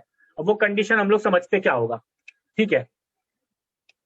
अब समझ लो, पहले आयरन के लिए लिखते हैं, length of iron, length of iron ये कितना होगा? ये एट टेम्परेचर T लिखा, ठीक है? Length of iron at initial temperature into 1 + alpha delta T। ठीक है, रुक जाओ एक मिनट, मैं इसको क्या करता हूं। अच्छा, तुम लोग कोई लिखना मत, मैं जब बोलूंगा उसके बाद कॉपी करना स्टार्ट करो, तब तक कोई लिखेगा नहीं। Length final is equal to length initial plus length initial alpha delta T। ये अपना एक्सप्रेशन होता है, यहाँ पे 1 + अल्फा डेल्टा T को मैंने एक्सपांड किया है। ठीक है, अब इसको इस तरफ ले सकता हूं, so length of final minus length of initial. नहीं, सेम एक्सप्रेशन मैं क्या करूंगा, डेल्टा टी को 1 ले सकते हैं। नहीं, डेल्टा T को 1 नहीं ले सकते। हम लोग एक काम करेंगे, हम लोग यहाँ पे 2 अलग अलग टेम्परेचर कंसीडर कर लेते हैं। लेट्स से ये इनिशियल टेम्परेचर T1 और ये टेम्परेचर T2, ठीक है? और ये है alpha for iron Fe delta T। ये समझ में आया स्टूडेंट्स? आयरन के लिए मैंने ये एक्सप्रेशन लिखा है, final length is equal to initial length plus initial length into alpha delta T। Sir हम ऐसा कर सकते हैं क्या कि मतलब डेल्टा एल लेकर, मतलब उन दोनों का डेल्टा एल तो इक्वल रहेगा ना, तो फिर वो डेल्टा एल वाला जो फॉर्मूला था वो लगाकर। नहीं सुनो, अभी आप जो बोल रही हो ना, उसमें क्या डेल्टा एल जो है वो सेम मटेरियल का रॉड है, उसी का अलग अलग टेम्परेचर पे जो लेंथ होगा उसका डिफरेंस है, राइट? आपने जो बोला। और इस क्वेश्चन ने क्या दिया है, सेम टेम्परेचर पे 2 अलग अलग रॉड के बीच का लेंथ डिफरेंस। समझी? हाँ सर। हाँ, तो जो आपने बोला है मैं भी वही करने जा रहा हूं। उसके लिए पहले वो अलग डेल्टा एल लिखूंगा, ये मैंने लिख दिया आयरन के लिए। अभी ऐसा ही सेम मैं कॉपर के लिए लिखूंगा, length at T2 of copper will be equal to length at T1 of copper plus length at T1 into alpha copper delta T। ये समझ में आया क्या? ये समझा क्या?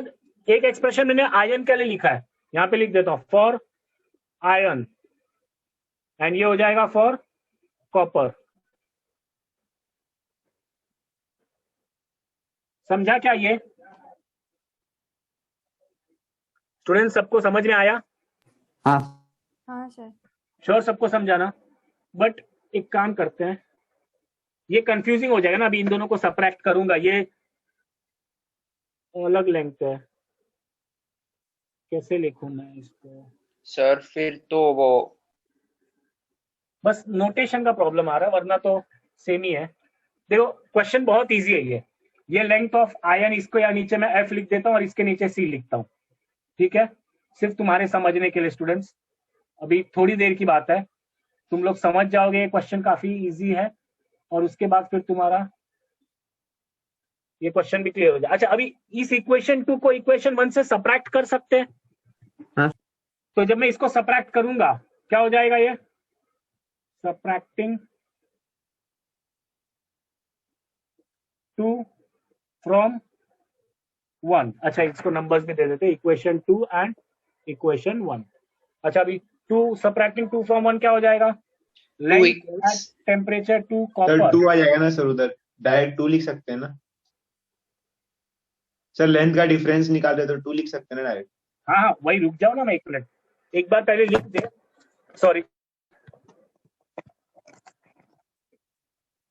Sorry students, as I said, अब चार्जिंग पे लगा है तो केबल डिस्टर्ब हो गया। हाँ, वो करेंगे, 1 मिनट पहले देख लो। अभी ये क्या हो जाएगा?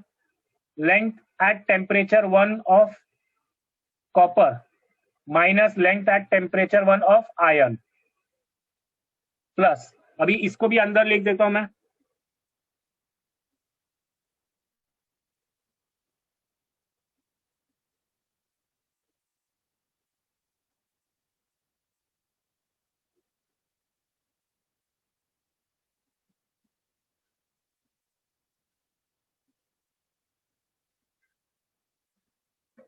अच्छा स्टूडेंट्स, अब एक बार देख के बताओ, ये लास्ट स्टेप समझा क्या तुम्हें?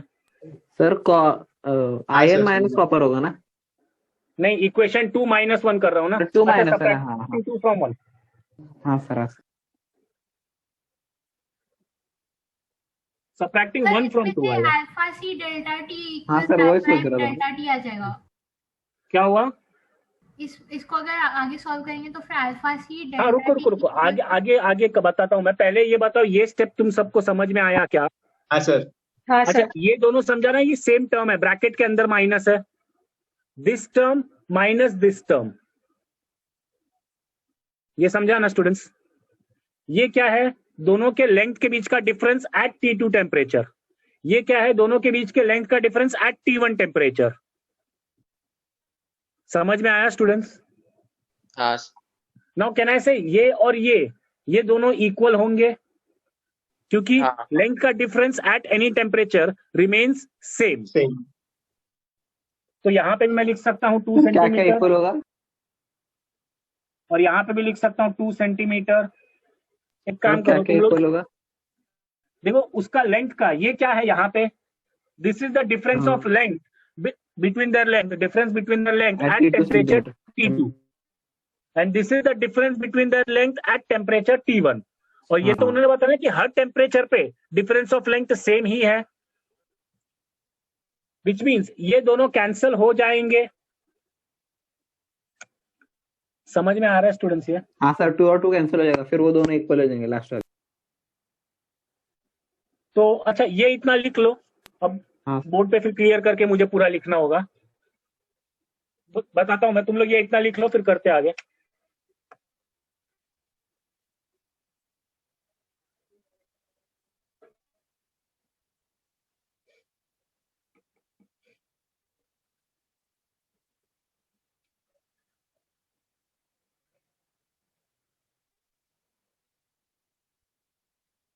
हो गया सर? हो गया? सबका हुआ?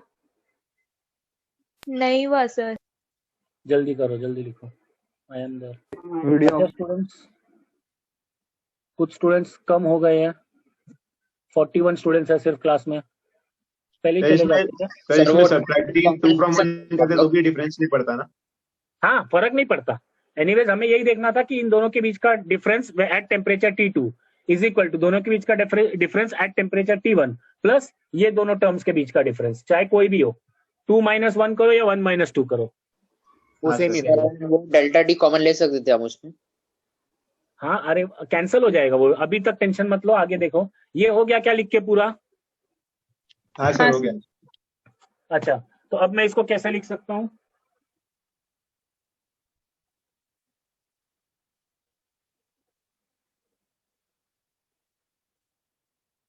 अब नेक्स्ट क्या आएगा, since difference in length at any temperature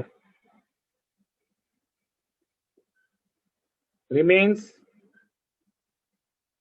same or we can say constant.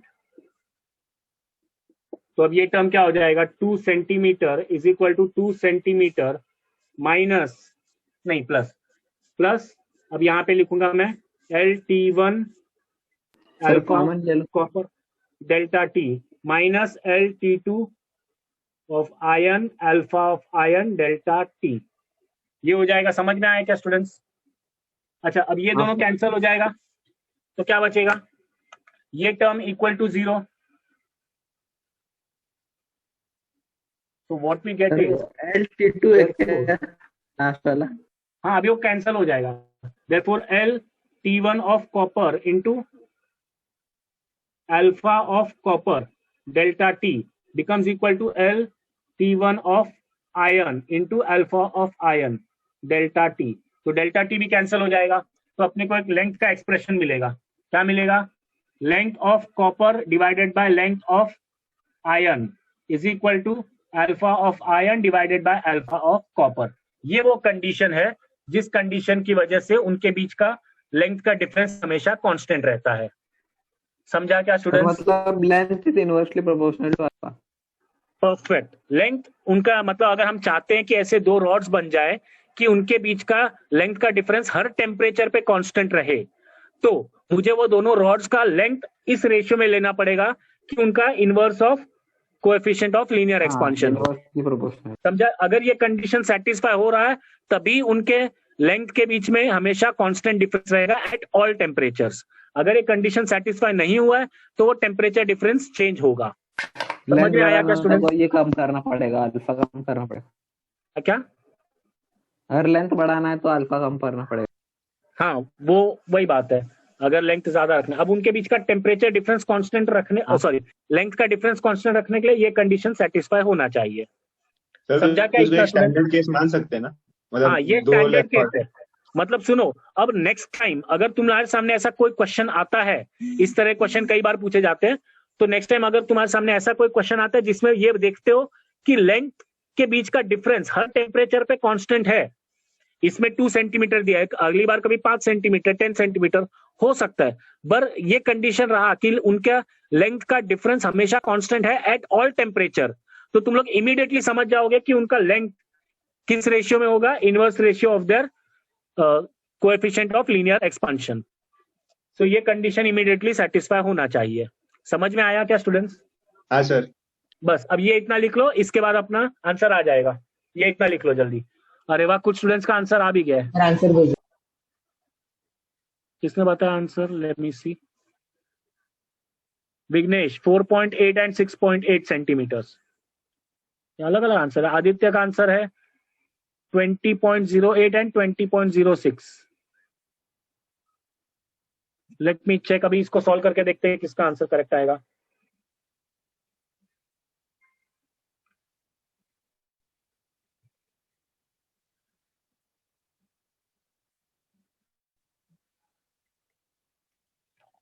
ये लिख लिया स्टूडेंट्स तुम लोगों ने?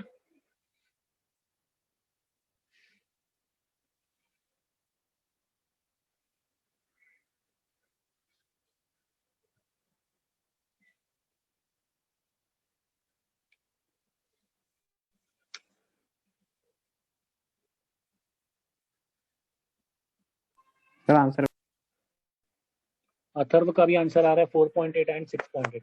चलो ये हुआ स्टूडेंट सबका लिख के।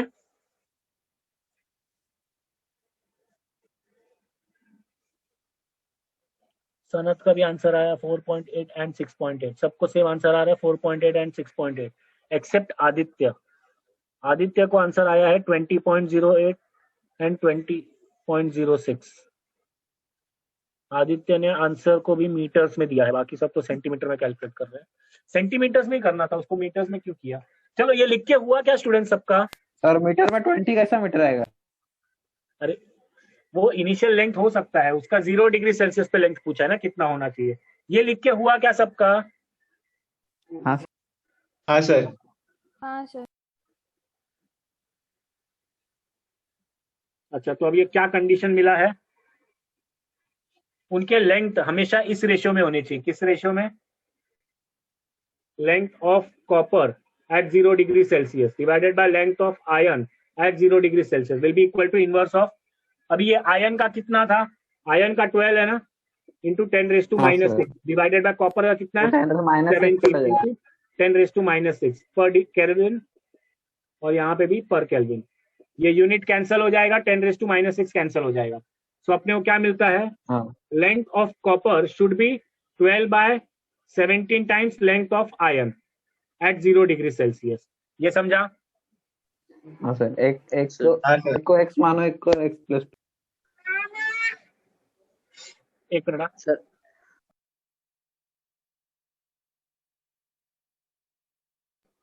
हाँ स्टूडेंट्स, अब क्या ये ठीक है? हम लोग इसके आगे क्या कर सकते हैं? अभी एक और चीज हमें सर पता है ना, एफ इनका नॉट को एल x+2 मान सकते हैं। हाँ सर, किसी को भी x और हाँ x सर, प्लस किसको वो तो x इसको ऐसा प्लस लिखते हैं, LCO is equal to 12 by 17 into LCO plus 2। हाँ सर। हाँ सर, ना वेट वेट, हमें ये भी देखना है ना कौन सा लेंथ ही होगा। लेंथ किसका ज्यादा होगा? इसका ज्यादा होगा ना, आयन का। तो आयन का, हाँ ऑफ कोर्स ये करेक्ट है, दिस प्लस 2। तो ये कितना हो जाएगा? अब इसको सॉल्व कर सकते हो स्टूडेंट्स? हाँ सर किया।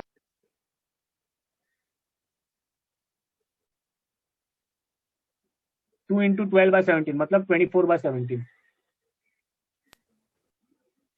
तो यहाँ से कॉपर का लेंथ फाइंड आउट करेंगे। कैसे मिलेगा कॉपर का लेंथ? कहाँ लिखेंगे?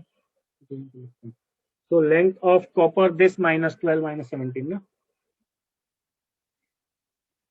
1 minus 12 by 17 is equal to 24 by 17। तो ये कितना हो जाएगा? Length of copper at 0 is equal to 5 by 17 24 by 17। तो 17 कैंसिल हो रहा है, 24 डिवाइडेड बाय 5। तो ये कितना आएगा? 4.8 ये आएगा 4.8 सेंटीमीटर, हाँ सर, राइट। और फिर आयन का कितना हो जाएगा? इससे 2 सेंटीमीटर ज्यादा, मतलब 6.8 6.8 सेंटीमीटर। 6.8। समझ में आया क्या? यही आंसर सबने दिया है एक्सेप्ट आदित्य। आदित्य आपका आंसर 20.08 और 20.06 कैसे आया? सर वो भी मीटर। आदित्य कुसाले, नहीं मीटर्स का तो ठीक है, वो तो यूनिट तो हम लोग कोई भी यूज कर सकते हैं कैलकुलेट करने यूनिट के का लिए। इतना मीटर नहीं आ सकता ना, पर ये सेंटीमीटर में आया इतना 6 पे इतना। नहीं नहीं नहीं, डिफरेंस उसका भी वही है ना, 20.08 और 20.06। डिफरेंस तो वही है ना, सेंटीमीटर्स का ही है, एग्जैक्टली 2 सेंटीमीटर हाँ का सर। डिफरेंस है। तो आंसर तो उसका भी करेक्ट हो है, but length at 0 degree Celsius पूछा है ना। सर वो किसी हायर टेम्परेचर पे रहेगा 20 और 20 वो सब सर, क्योंकि 0 पे तो 4.8 है, तो अगर उसका 20 मीटर करना है तो बहुत गर्म करना पड़ेगा ना आयरन और कॉपर को। हाँ पिघल भी जा सकता। नहीं ठीक है। अच्छा तुम्हें समझ में आया कैसे सॉल्व करना है इसको? आदित्य का कुछ रिप्लाई नहीं आ रहा। हाँ सर, समझा। तुम लोगों को समझ गया ना? ये लिख लो जल्दी, इतना जिसका जिसका बाकी है फटाफट लिख लो, फिर नेक्स्ट क्वेश्चन करें। हो गया। लिख के हो गया? अच्छा टाइम हाँ। भी हो गया स्टूडेंट्स, तो चलो ये क्वेश्चन कर लो। अब नेक्स्ट लेक्चर में सर एक 2 ही क्वेश्चन किया, क्या? 2 ही क्वेश्चन किया आज। हाँ आज 2 क्वेश्चन के ऊपर समझा भी ना, तीनों का रिलेशन समझा, अल्फा बीटा हाँ। गामा के बीच का रिलेशन भी समझा है। तो ठीक है, आज समझ में आने के लिए आज का लेक्चर था। नेक्स्ट लेक्चर में हम लोग इसके लिए थोड़ा और प्रैक्टिस करेंगे। नेक्स्ट लेक्चर में भी थर्मल एक्सपेंशन के क्वेश्चंस करेंगे, ठीक है, सर और आपके वॉल्यूम पास वाले भी इंग्लिश करते का हैं। पीडीएफ है हाँ क्या? सर वो पहले वाले क्वेश्चन का भी आप वो देख लेना सर। हाँ उसका कैलकुलेशन भी सर बताता हूँ। इंग्लिश का पीडीएफ है क्या आपके पास? मेरे पास तो नहीं है, ढूंढ सकता हूँ मैं, बट मैं देख के बताता हूँ अगर नेक्स्ट लेक्चर तक तुम लोगों को मिलता है तो। बट स्टूडेंट्स ज्यादा बुक्स, अलग अलग बुक्स के पीछे मत जाओ, कोई 1-2 बुक ले लो, उनको ही पूरा सॉल्व करो। तुम लोग अभ्यास करते हो ना सारे क्वेश्चंस? हाँ। हाँ अभी हाँ। थर्मल, हाँ बोलो। हाँ सर अभ्यास करते हैं हम। हाँ तो अभी थर्मल एक्सपेंशन के उस पे, मतलब ये थर्मल एक्सपेंशन वाले क्वेश्चंस करो अभ्यास के। और एक काम करते रुको, आज मैं भी अभ्यास का पीडीएफ ले लेता हूँ, तो मैं तुम्हें क्वेश्चन नंबर्स बताऊंगा नेक्स्ट टाइम से, वो क्वेश्चन नंबर्स तुम लोग सॉल्व कर लेना, है ना, वो सर तुम्हारे लिए है ना, हेल्पफुल रहेगा। उसमें वो क्वेश्चंस मिक्स्ड है ना, मतलब हाँ, न्यूटन इसीलिए लॉ मैं बोल रहा कूलिंग के भी पूछते हैं वो हाँ, लोग, सर। और वो सब आगे का भी पूछ लेते हैं, प्लैटिनम रेजिस्टेंस। पता नहीं चलता फिर कौन सा है। हूँ, इसलिए मैं बोल रहा हूँ कि आज मैं तुम्हारे अभ्यास के भी क्वेश्चंस देखता हूँ, और मैं तुम लोगों को नेक्स्ट टाइम से क्वेश्चन नंबर्स बोलूंगा, वो क्वेश्चन नंबर्स तुम लोग ट्राई हाँ। करना, समझे ना। तो मैं लेक्चर के पहले ही देख लूँ कि इस टॉपिक, आज के टॉपिक पे कौन से क्वेश्चंस है, और अकॉर्डिंगली वही क्वेश्चंस तुम लोगों को बोलूंगा, तो तुम लोग उन क्वेश्चंस का प्रैक्टिस कर लेना, समझा क्या। हाँ। हाँ सर। चलो ये लिख के हो गया। हाँ सर। अब और कुछ पूछना है स्टूडेंट्स, आज के लेक्चर में नहीं जो सर। सीखा इससे रिलेटेड कोई डाउट। नहीं। चलो ठीक है, तो अभी ये लेक्चर एंड करता हूं मैं। अगर इसके अलावा भी कोई डाउट आए या कुछ भी डाउट है तो तुम्हारे पास मेरा नंबर है, मैसेज कर दो, मैं जब हो सकेगा जितना जल्दी तुम लोगों को वो डाउट्स क्लियर कर दूंगा स्टूडेंट्स, ठीक है। हाँ चलो sir. Bye students, bye. Bye sir. Bye. Bye sir. Yup.